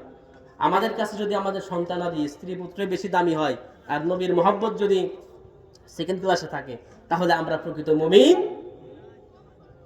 মুমিন এখনো হতে পারি নাই। এই জন্য প্রিয় উপস্থিতি, আল্লাহর নবীর প্রতি মহব্বত, ভালোবাসা এবং তার সুন্নত, এটা আমাদেরকে অবশ্যই রাখতে হবে। কারণ সুন্নত হলো জান্নাত, যার মধ্যে সুন্নত তার জন্যই জান্নাত। আমার ভাইয়েরা, এই জন্য রব্বুল আলামিন কোরআনে কারীমের মধ্যে বলছেন, ও নবী, আমি আপনার মানকে, আপনার শানকে কিভাবে বৃদ্ধি করে দিলাম লক্ষ্য করুন। আল্লাহ রাব্বুল আলামিন যত আসমানি কিতাব পাঠিয়েছেন, সকল আসমানি কিতাবের মধ্যে আমার নবীর নামের ঘোষণা আগাম দিয়ে দিয়েছেন। তাওরাত, জাবুর, ইনজিল, সকল আসমানি কিতাবের মধ্যে নবীর নামের ঘোষণা দিয়ে দিলেন। আল্লাহ রাব্বুল আলামিন, আল্লাহর নবী যখন মক্কা থেকে হিজরত করে মদিনায় চলে আসলেন, মদিনার ইহুদি আলেম পণ্ডিতেরা তারা নবীর কাছে এসে বলল, হে মুহাম্মদ, আমরা আপনাকে নবী হিসাবে মানি না, কারণ আপনি যদি সত্যি সত্যি নবী হবেন, তাহলে আপনার নামের ঘোষণা আমাদের তাওরাত কিতাবের মধ্যে পাওয়া যেত। আপনি যদি নবী হবেন, তাহলে আপনার নামের ঘোষণা আমাদের কিতাবের মধ্যে আসতো। আপনার নাম যেহেতু আমাদের কিতাবের মধ্যে নাই, পূর্ববর্তী আসমানে কিতাবে নাই, সুতরাং আপনাকে আমরা নবী হিসাবে মানতে পারবো না। এটা হলো ইহুদি আলেমরা নবীর কাছে বলল। তখন নবী মুহাম্মদ সাল্লাল্লাহু আলাইহি সাল্লামের কাছে আয়াতে কারিমা নাযিল হয়ে গেল। আল্লাহ রাব্বুল আলামিন ঘোষণা দিলেন, শোনো, আল্লাযী ইয়াজিদুনাহু মাকতুবান ইনদাহুম ফিত তাওরাতি ওয়াল ইনজিল।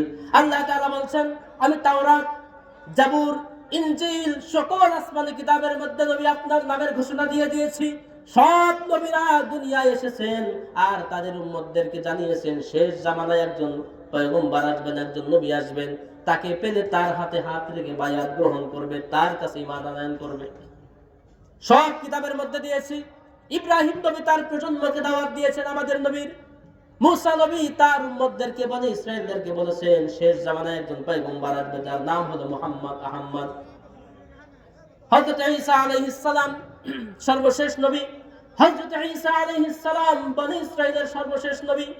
ঈসা রূহুল্লাহ, তিনি তার উম্মতদেরকে জানিয়েছেন ইয়াতি মিন বাদি ইসমুহু আহমদ, আমার পরে একজন নবী আসবেন, তার নাম হচ্ছে আহমদ, তার নাম হচ্ছে মুহাম্মদ। তাকে পেলে পরে তার হাতে হাত থেকে বায়াত হবে, তার উম্মতে পরিণত হবে, তার প্রতি ঈমান আনয়ন করবে, তাকে সাহায্য করবে। সব নবীরা তাদের উম্মতদেরকে আমাদের নবীর আগাম ঘোষণা দিয়ে গেছে। তাহলে দেখেন, অন্য নবীরা যেই নবীর আসার আগমনের ঘোষণা দেয় সেই নবীর দাম বেশি, নাকি যারা ঘোষণা দিয়ে গেল সেই নবীর মর্তবা আল্লাহর কাছে বেশি? নিঃসন্দেহে যার ব্যাপারে ঘোষণা দেওয়া হচ্ছে তার মান মর্যাদা আল্লাহ তাআলার কাছে অনেক হাজার গুণে বেশি, লক্ষ গুণে বেশি। আমার ভাইরা, আল্লাহ রাব্বুল আলামিন কোরআনে কারীমের মধ্যে বলছেন, নবী আমি কিভাবে আপনার মান মর্যাদাকে বৃদ্ধি করে দিলাম একবার লক্ষ্য করুন। যত নবী রাসূল পাঠিয়েছি সকল নবীদেরকে একটি নির্দিষ্ট ভূখণ্ডের জন্য নবী হিসেবে পাঠিয়েছি, একটা নির্দিষ্ট কওমের জন্য পাঠিয়েছি। যেমন কোরআনে কারীমে রব্বুল আলামিন বলছেন, ওয়া ইলা আদিন আখাহুম হুদান ক্বালা ইয়া কওমি ইবুদুল্লাহ মা লাকুম মিন ইলাহিন গায়রু। আল্লাহ তাআলা বলছেন, ওয়া ইলা আদিন আখাহুম হুদা, আমি আদ জাতির নিকট তাদের স্বজাতির ভাই হুদ আলাইহিস সালামকে নবী হিসেবে পাঠিয়ে দিলাম। হুদ আলাইহিস সালাম তার জাতির কাছে এসে বললেন, ও আমার জাতির লোকেরা, ইয়া কওমি আবুদুল্লাহ মা লাকুম মিন ইলাহিন গায়রু, হে আমার জাতির লোকেরা, এক আল্লাহর উপাসনা করো, এক আল্লাহর ইবাদত করো, তিনি ছাড়া কোনো ইলাহ নাই, কোনো মাবুদ নাই।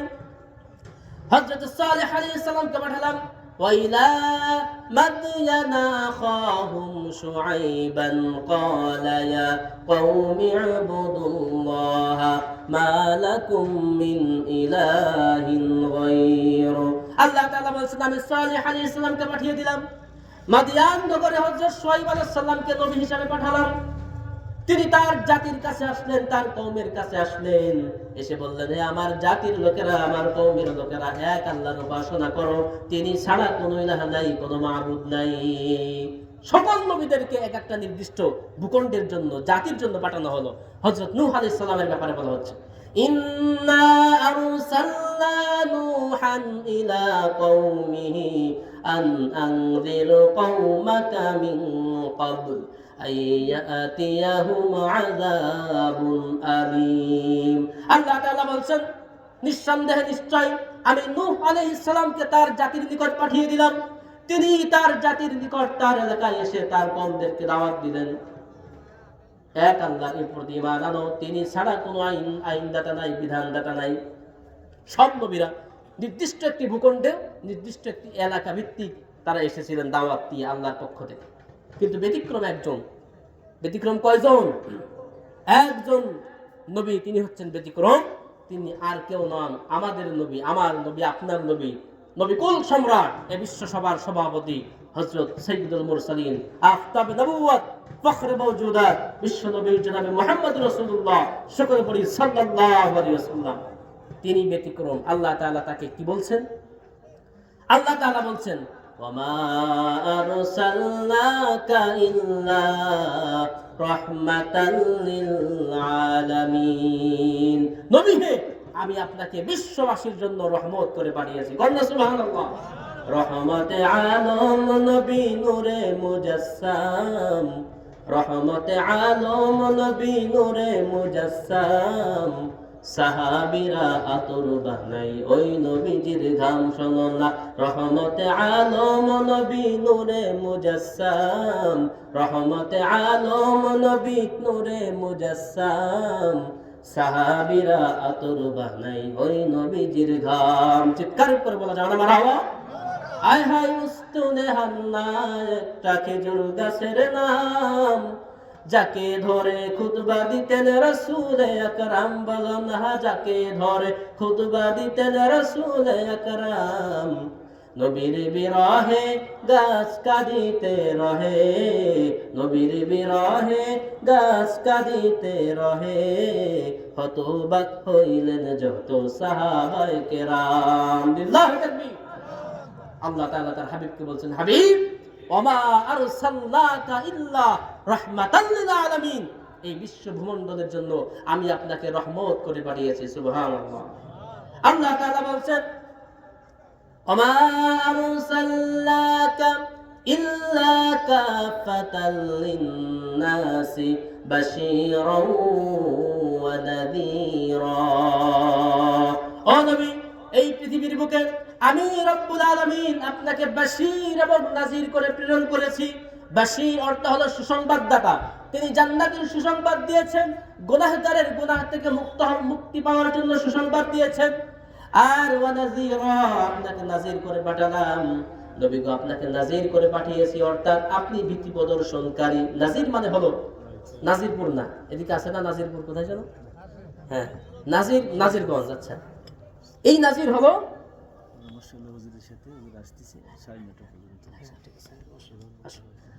নাজির অর্থ হলো ভীতি প্রদর্শনকারী, যিনি ভয় দেখান, ভীতি প্রদর্শন করেন। তা আল্লাহর নবী তিনি ছিলেন ভীতি প্রদর্শনকারী, ঠিক। তিনি কিসের ভয় দেখিয়েছেন? বলেছেন পিস্তল থেকে এইবার 2 লাখ টাকা ফেল, না হলে তোর ঘুড়ি উড়েছে, মানে এগুলা, এরকম কোনো ভয়? তাহলে যে ব্যক্তি মারা যাবে তার জন্য কবরে সাপ আছে, এই ভয় দেখিয়েছেন? না। যেই ব্যক্তি আল্লাহ প্রদত্ত বিধান দিয়ে তার ব্যক্তি জীবন, পারিবারিক জীবন, সামাজিক ও রাষ্ট্রীয় জীবনকে পরিচালনা না করবে, আল্লাহর নবী তাকে ভয় দেখিয়েছেন। নাযীর, তার জন্য হলো আল্লাহর নবী ভীতি প্রদর্শনকারী। আর বাশীর হলো ওই ব্যক্তির জন্য, এক কথায় যেই ব্যক্তি আল্লাহ প্রদত্ত বিধিবিধান দিয়ে, আল্লাহ প্রদত্ত আইন, এই আইনের নাম কি বলেন তো? আল্লাহ প্রদত্ত আইন, আইন যে কিতাব, এই কিতাবের নাম কি? কোরআন। যেই ব্যক্তি কোরআনের বিধিবিধান দিয়ে তার ব্যক্তি জীবন, পারিবারিক জীবন, সামাজিক, সর্বোপরি রাষ্ট্রীয় এবং আন্তর্জাতিক জীবন পরিচালনা করবে, তার জন্য আল্লাহর নবী হচ্ছেন বাশীর, সুসংবাদদাতা। যারা কোরআন অনুযায়ী জীবন যাপন করে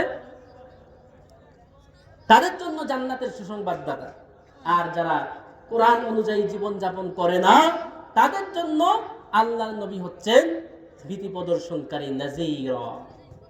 এই জন্য আমার ভাইরা, আল্লাহর নবী সাল্লাল্লাহু আলাইহি সাল্লামের মান শান সকল নবী, সকল রাসূলের উপরে, এটা আল্লাহ রাব্বুল আলামিন নিজে দিয়েছেন। নবী দেখুন, মান মর্যাদা এটা তো আসলে আল্লাহর কাছ থেকে কেউ চেয়ে নিতে পারে না, তবে আল্লাহর কাছে মান চাইতে হয়, মর্যাদা চাইতে হয়, চাইলে পরে আল্লাহ তাআলা তার মান মর্যাদা বৃদ্ধি করে দেন। কিন্তু সব কিছুর মূলে আল্লাহ তাআলা যাকে ইচ্ছা তাকে তুলিজুল্লাহ, আল্লাহ তাআলা বলছেন যে আমি যাকে চাই তাকে ক্ষমতা দান করি, তাকে ইজ্জত দান করি। ওয়াতুইজ্জু মান তাশা ওয়া তুযিল্লু মান তাশা, আমি আল্লাহ যাকে চাই তাকে ইজ্জত বৃদ্ধি করে দেই, আবার আমি যাকে চাই তাকে অপমানিত করি। এই জন্য কথাই বলা হয় যে 10 বছরের কি 3 বছরের রাজা, 5 বছরের রাজা, 10 বছরের সাজা। তো 5 বছর যে ব্যক্তি রাজা ছিল, খুব মান মর্যাদা দিয়ে সে চলাফেরা করেছে। এরপরে কি হয়ে গেল? যেই বেচারা ফুলের মালা নিয়ে কুল পেত না, একেবারে পা থেকে নিয়ে মাথা পর্যন্ত ফুলের মালায় ভর্তি, 5 বছর পরে দেখা যাচ্ছে এই ফুলের মালার জায়গায় সব জুতার মালা হয়ে গেছে। এরকম হয় না? এই জন্য বলা হয় 5 বছরের রাজা, 10 বছরের সাজা।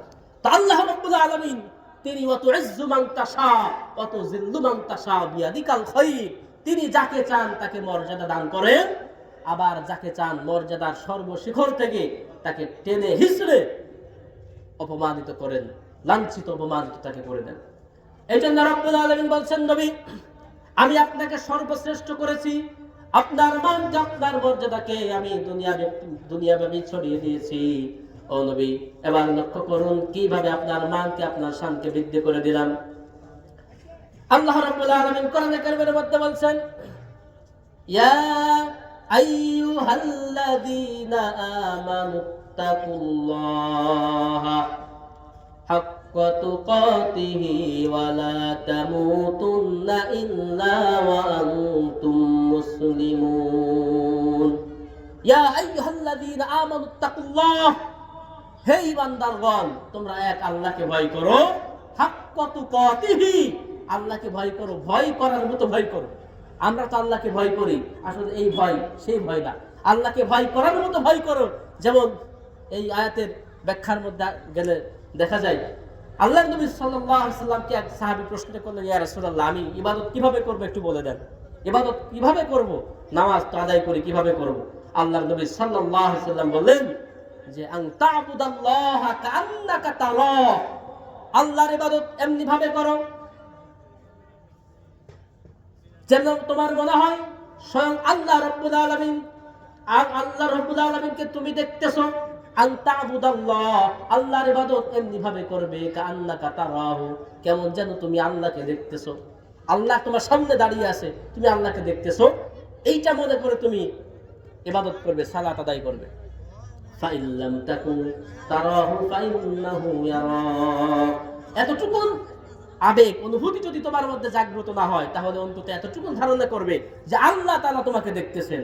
তাহলে বলেন তো, যদি আমাদের সবসময় আমরা যদি মনে করি যে আল্লাহ আমাকে দেখতেছেন, আমি আল্লাহকে দেখতেছি, এটা যদি নাও মনে হয়, তাহলে আল্লাহ আমাকে দেখতেছেন, এতটুকু আবেগ অনুভূতি যদি আমাদের মধ্যে জাগ্রত থাকে, তাহলে এই ব্যক্তির দ্বারা কখনো পাপ কাজ করা সম্ভব, কোনো অপরাধ করা সম্ভব সম্ভব না। কারণ আমরা যদি মনে করি যে সব সময় আল্লাহ তাআলা আমাদেরকে কন্ট্রোল করতেছেন, আমাদেরকে সব সময় তিনি মনিটরিং করতেছেন, এই কথা যদি আমাদের মধ্যে থাকে, এই ভয় যদি আমাদের মধ্যে সব সময় বিদ্যমান থাকে, এই মুসলমান, এই ইমানদার ব্যক্তির দ্বারা অপরাধ সংগঠিত হওয়া সম্ভব নয়। এজন্য আমার ভাইরা, নবীজি সাল্লাল্লাহু আলাইহি সাল্লামের সুন্নাতের মধ্যেই রয়েছে মুক্তি। তিনি যেভাবে জীবন যাপন করেছেন, ইবাদত বন্দেগী করেছেন, আমরা যদি সেইভাবে জীবন যাপন এবং ইবাদত বন্দেগী করতে পারি, তবেই আমাদের জীবনটা সাফল্যমণ্ডিত হবে। এজন্য কোরআনে কারীম আল্লাহ তাআলা বলছেন যে ফামান যুহজিহা আনিন নার ওয়া উদখিলাল জান্নাতা ফাকাদ ফাজ।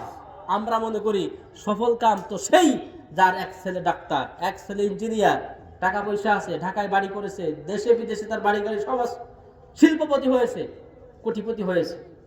আমরা মনে করি এই বেচারা সফল কাম হয়ে গেছে, কিন্তু আল্লাহর খাতায় সে সফল কাম হয় নাই। আল্লাহর খাতায় সফল কাম কে? আল্লাহ তাআলা বলছেন ফামান যুহজিহা আনিন নারি ওয়া উদখিলাল জান্নাতা ফাকাদ ফাজ।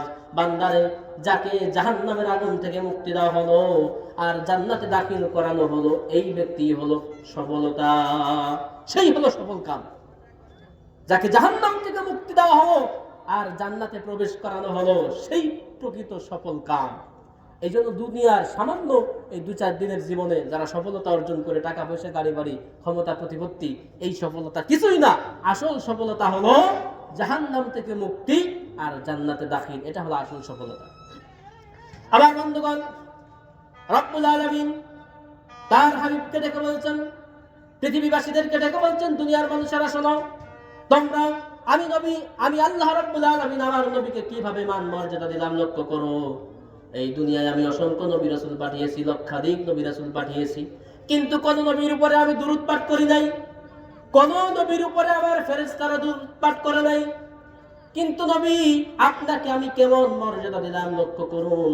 ইন্নাল্লাহা ওয়া মালাইকাতাহু ইউসাল্লুনা আলান নবী ইয়া আইয়ুহাল্লাযীনা আমানু সাল্লু আলাইহি ওয়া সাল্লিমু তাসলিমা। আল্লাহুম্মা সাল্লি আলা সাইয়্যিদিনা মাওলানা মুহাম্মাদের মুহাব্বতে ওয়া আলা আলি সাইয়্যিদিনা মুহাম্মদ। ওই দেখা যায় গোরস্থান, গোরস্থান আছে না আশেপাশে? পিছনে গোরস্থান। ওই দেখা যায় গোরস্থান, ওই আমাদের ঘর,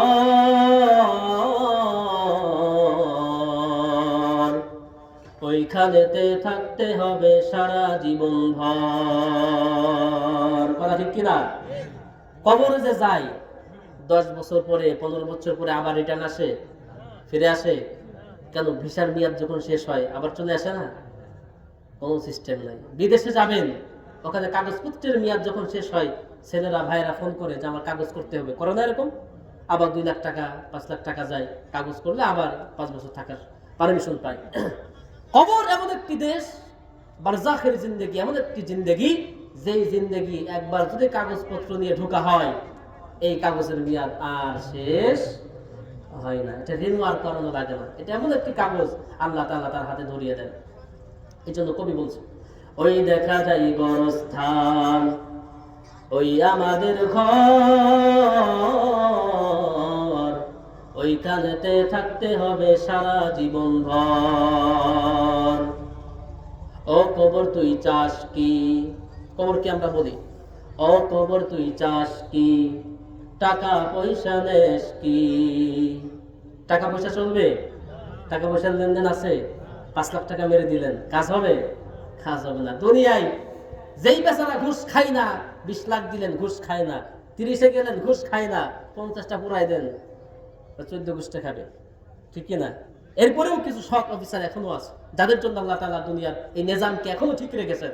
না হলে তো সবকিছু তছনছ হয়ে যেত। ভালো মানুষ এখনো আছে। এই জন্য কবি বলছেন, ও কবর তুই চাস কি, টাকা পয়সা নেস কি? কবর কি বলে? টাকা পয়সা নি না। টাকা পয়সা নেয়? নাই না। ফেরেশতারা ঘুষ খায় না। আল্লাহ তাআলা বলছেন, ইয়া আইয়ুহাল্লাযীনা আমানু, হে আমার ঈমানদারগণ, তোমরা কু আনফুসাকুম, নিজেদেরকে জাহান্নামের আগুন থেকে বাঁচাও, ওয়া আহলিকুম নারা, তোমার পরিবার, তোমার স্ত্রী সন্তান তাদেরকে বাঁচাও, ওয়াকুদুহান নাস ওয়াল হিজারা। এবার জাহান্নামের পরিচয় আল্লাহ তাআলা দিচ্ছেন, যে যেই জাহান্নামের ইন্ধন হবে মানুষ আর হিজার, পাথর। পাথর আর মানুষ দিয়ে জাহান্নামকে জ্বালানো হবে, উদ্বোধন করা হবে। কোনো খড়ি থাকবে না, গ্যাস থাকবে না, লাকড়ি থাকবে না। মানুষের শরীর, হাড্ডি, এই চামড়া, এই গোশত, এই চর্বি দিয়ে আগুন জ্বালানো হবে। এরপর আল্লাহ তাআলা বলছেন, ওয়াকুদুহান নাস ওয়াল হিজারা আলাইহা মালাইকাতুন গিলাজুন শিদাদুল লা ইয়াসুনাল্লাহ মা আমারাহুম। এখন এই জাহান্নামকে কন্ট্রোল করার জন্য যে ভলান্টিয়ার আছে, এই মাহফিলের ভলান্টিয়ার ভাই আছে না, যারা বিভিন্ন কাজে আছে, এই জাহান্নামকে তদারকি করবার জন্য যে ভলান্টিয়ার, এদেরকে বলা হয় ফেরেশতা। কি বলা হয়? ফেরেশতা। আল্লাহ তাআলা এই ভলান্টিয়ারের ব্যাখ্যা করছেন, পরিচয় তুলে ধরছেন, যে ওয়াকুদুহান নাস ওয়াল হিজারা আলাইহা মালাইকাতুন, সেখানে এমন কঠোর, কঠিন মনোভাব সম্পন্ন ফেরেশতা দ্বারা আমি জাহান্নামকে তদারকি করি। লা ইয়াসুনাল্লাহ মা আমারাহুম, আল্লাহ যে নির্দেশ তাদেরকে করেন তার এক চুল পরিমাণ তারা হেরফের করে না। আল্লাহু আকবার। ওখানে ঘুষ খাবে ফেরেশতারা? ঘুষের তো দরকারও তো নাই, ওদের তো টাকা পয়সা দরকার নাই, ওদের খাওয়া লাগে না, পড়া লাগে না, ওদের সন্তান নাই, স্ত্রী নাই, বাড়ি ঘর করার কোনো চিন্তা নাই। ফেরেশতারা কেন ঘুষ খায়? এই জন্য কবি বলতেছে, ও কবর তুই চাস কি, টাকা পয়সা নেস কি? কবর কি বলে? টাকা পয়সা নি না, ভালো মানুষ পাই না, একটা যদি পাই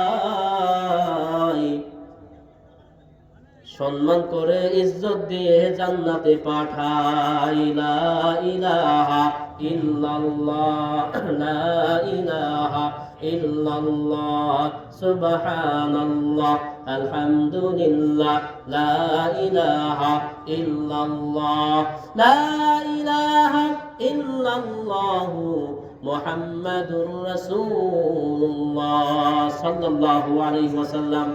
আমার বন্ধুগণ, দিলের কান খোলা নিয়ে মনোযোগ সহকারে লক্ষ্য করুন। আল্লাহ রাব্বুল আলামিন কোরআনে কারীমের মধ্যে তার নবী সাল্লাল্লাহু আলাইহি সাল্লামকে বলছেন, ও নবী, আপনি জানেন নাকি আপনার মান মর্যাদা আমি কিভাবে লক্ষ্য করলাম? দুনিয়ায় যত নবী পাঠিয়েছি, কোন নবীর উপর আমি দুরূদ পাঠ করি নাই, কিন্তু আপনি নবী, এমন নবী, আপনার উপরে আমি রব্বুল আলামিন স্বয়ং দুরূদ পাঠ করি। আর আমার ফেরেশতাদেরকেও নির্দেশ দেওয়া হয়েছে তারাও আপনার উপরে দুরূদ পাঠ করে, অর্থাৎ ইস্তিগফার করে। আর হে দুনিয়ার মানুষ, দুনিয়ার মুমিন মুসলমানেরা, তোমরাও আল্লাহর নবীর উপরে দুরূদ পাঠ করো। এই জন্য কোন নবীর উপরে দুরূদ পাঠ করার এই রেওয়াজ নাই, এই নীতি নাই, এই নিয়ম নাই। কিন্তু আমার নবী, আপনার নবী মুহাম্মদ সাল্লাল্লাহু আলাইহি সাল্লামের নামের উপরে দুরূদ পাঠ করলে তার 10টা গুনাহ মাফ হয়। কয়টা গুনাহ? একবার শুধু বলবেন সাল্লাল্লাহু আলাইহি ওয়াসাল্লাম, এটা সবথেকে কনিষ্ঠ দরুদ। এতটুকুন দরুদ পাঠ করলে আপনার 10টা গুনাহ মাফ। আপনি বুঝতেও পারবেন না, ওটা অটোমেটিক্যালি ম্যানুয়ালি ওটা মাফ করা হবে, কেটে দেওয়া হবে। আপনার 10টা মর্যাদাকে আল্লাহ তাআলা বৃদ্ধি করে দিবেন। সুবহানাল্লাহ। 10টা মর্যাদা কোন দিক থেকে বৃদ্ধি হবে আপনি বুঝতেই পারবেন না।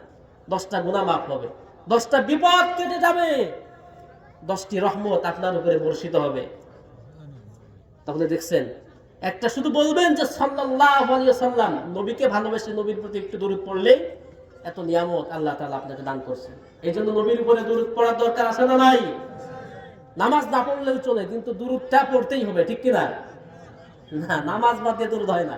অনেক পীরের কাছে যাবেন, এই পীরেরা আপনাকে বিভিন্ন সবক দিবে, তারা মুরিদ করে নিবে, দিলে দিলে নামাজ পড়লেও হয়, কিন্তু বাবার জিকির, বাবার স্মরণ তাদের সবসময় রাখতে হয়, পীরের স্মরণ সবসময় রাখতে হয়, আর নামাজটা তাদের দিলে দিলে ইবাদত করলেই হয়।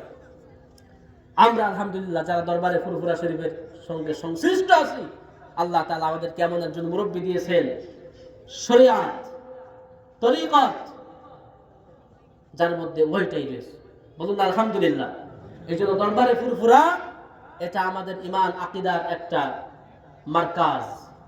এই মার্কাজ থেকে উপমহাদেশের মুসলমানেরা, যখন আমরা ছিলাম অন্ধকারের মধ্যে নিমজ্জিত, মানুষেরা কোরআন হাদিস সুন্নাহ কি জিনিস বুঝতো না, নানান ধরনের কুসংস্কারে ছিল ভরা, এই উপমহাদেশে তখন এই কোরআনের দাওয়াত নিয়ে আসলেন হযরত আবু বকর সিদ্দিক রাহমাতুল্লাহি আলাইহি, মুজাদ্দিদে জামান। তার হাত ধরে তার অধস্তঙ্গন আজ পর্যন্ত এখন যিনি দায়িত্বে আছেন হযরত আল্লামা শেখ আবু বকর আব্দুল হাই মিশকাত সিদ্দিকী আল কুরাইশি হাফিজাহুল্লাহ, বারাকাল্লাহু ফি হায়াতি। হুজুরকে আল্লাহ তাআলা নেক হায়াত দান করুন, সকলে বলি আমিন। তো তার মাধ্যমে এবং তার পূর্বপুরুষ যে খেদমত বাংলা ভারতে রেখে গেছেন, এই খেদমত মানুষ, বাংলার মানুষ, বাংলা ভারতের মানুষ, উপমহাদেশের মানুষ কখনো ভুলতে পারবে না। তাদের যে খেদমত, তারা যে খেদমত আঞ্জাম দিয়েছেন ইসলামের জন্য, কোরআনের জন্য, রাসূলের সুন্নতের জন্য। তাদের মধ্যে দেখবেন অন্য পীরেরা, অনেক পীর আছে নামাজই পড়ে না, কোনটা হালাল কোনটা হারাম এর ধারে না, নিজের সন্তানদের পর্দায় রাখে না। কিন্তু আমাদের হুজুরকে দেখবেন দরবারে ফুরফুরা শরীফের গদ্দিনিসিন পীর সহ তার আরো যারা ভাইরা রয়েছে, তাদেরকে দেখবেন একটা নফল পর্যন্ত, একটা মুস্তাহাব পর্যন্ত, আলহামদুলিল্লাহ আমরা বুকে হাত দিয়ে বলতে পারি, একটা মুস্তাহাব পর্যন্ত তারা পারতপক্ষে ছেড়ে দেন না। এই জন্য সুন্নাতের অনুকরণ, সুন্নাতের অনুসরণ একমাত্র আমাদের মান মর্যাদার একমাত্র হাতিয়ার হলো নবীজির সুন্নাহ এবং তার মুহাব্বত। বলি আলহামদুলিল্লাহ।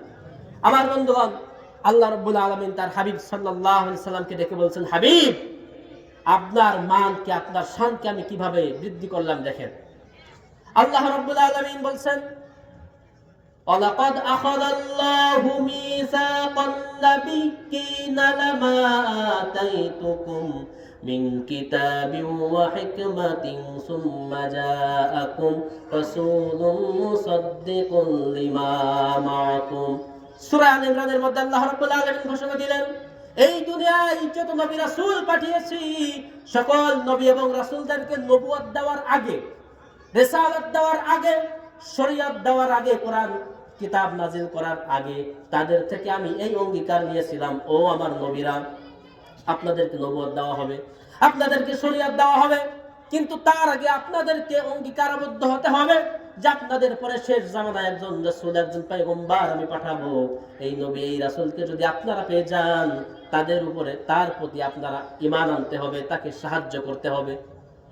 অন্য নবীদের থেকে আল্লাহ তাআলা অঙ্গীকার নিয়েছেন যে আপনাদের পরে যেই নবীকে আমি পাঠাবো, অর্থাৎ শেষ নবীকে, তার প্রতি আপনাদেরকে ঈমান আনতে হবে এবং তাকে সাহায্য করার ওয়াদাবদ্ধ হতে হবে। যদি এই ওয়াদা যদি করতে পারেন, তাহলে আপনাদেরকে আমি নবুয়ত দান করব।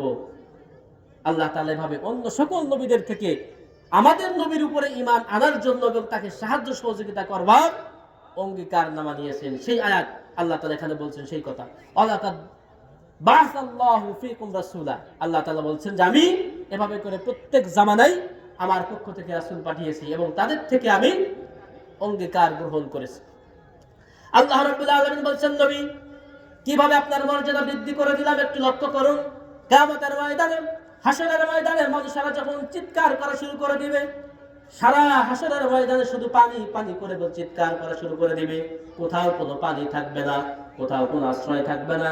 আল্লাহ রাব্বুল আলামিন বলছেন, সেদিন মাকামে মাহমুদ আমি আপনাকে দান করে দিব, মাকামে মাহমুদ দান করে দিব। আল্লাহ রাব্বুল আলামিন বলছেন, ওয়া মিনাল লাইলি ফাতাহাজ্জাদ বিহি নাফিলাতাল লাক আসা আইয়াবআসাকা রাব্বুকা মাকামান মাহমুদা।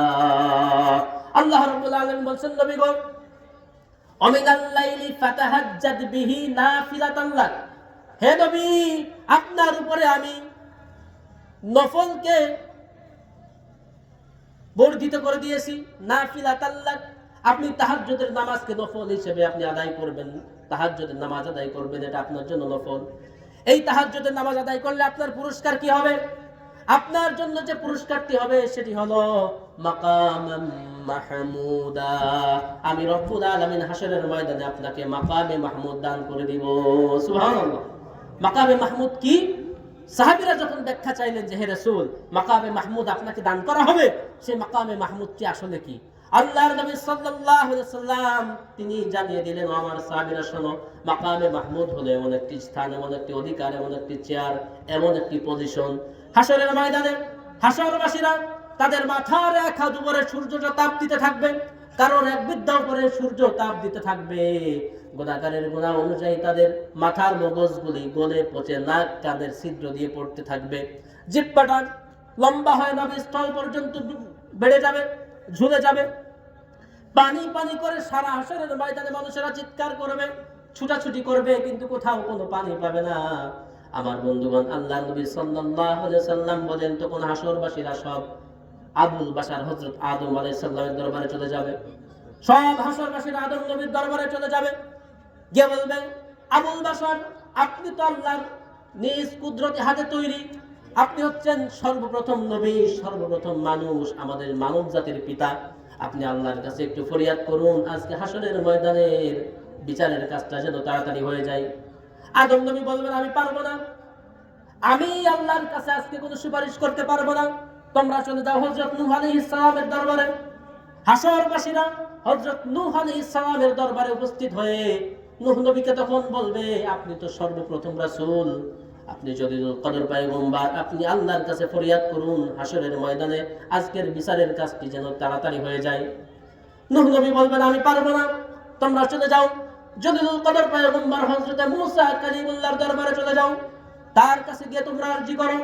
হাশরবাসীরা অর্থাৎ আমরা মানুষেরা মূসা নবীর দরবারে গিয়ে যখন উপস্থিত হবে, মূসা নবী বলবেন, আমিও পারবো না, তোমরা চলে যাও হযরত ইব্রাহিম আলাইহিস সালামের কাছে, তিনি হচ্ছেন জাতির পিতা।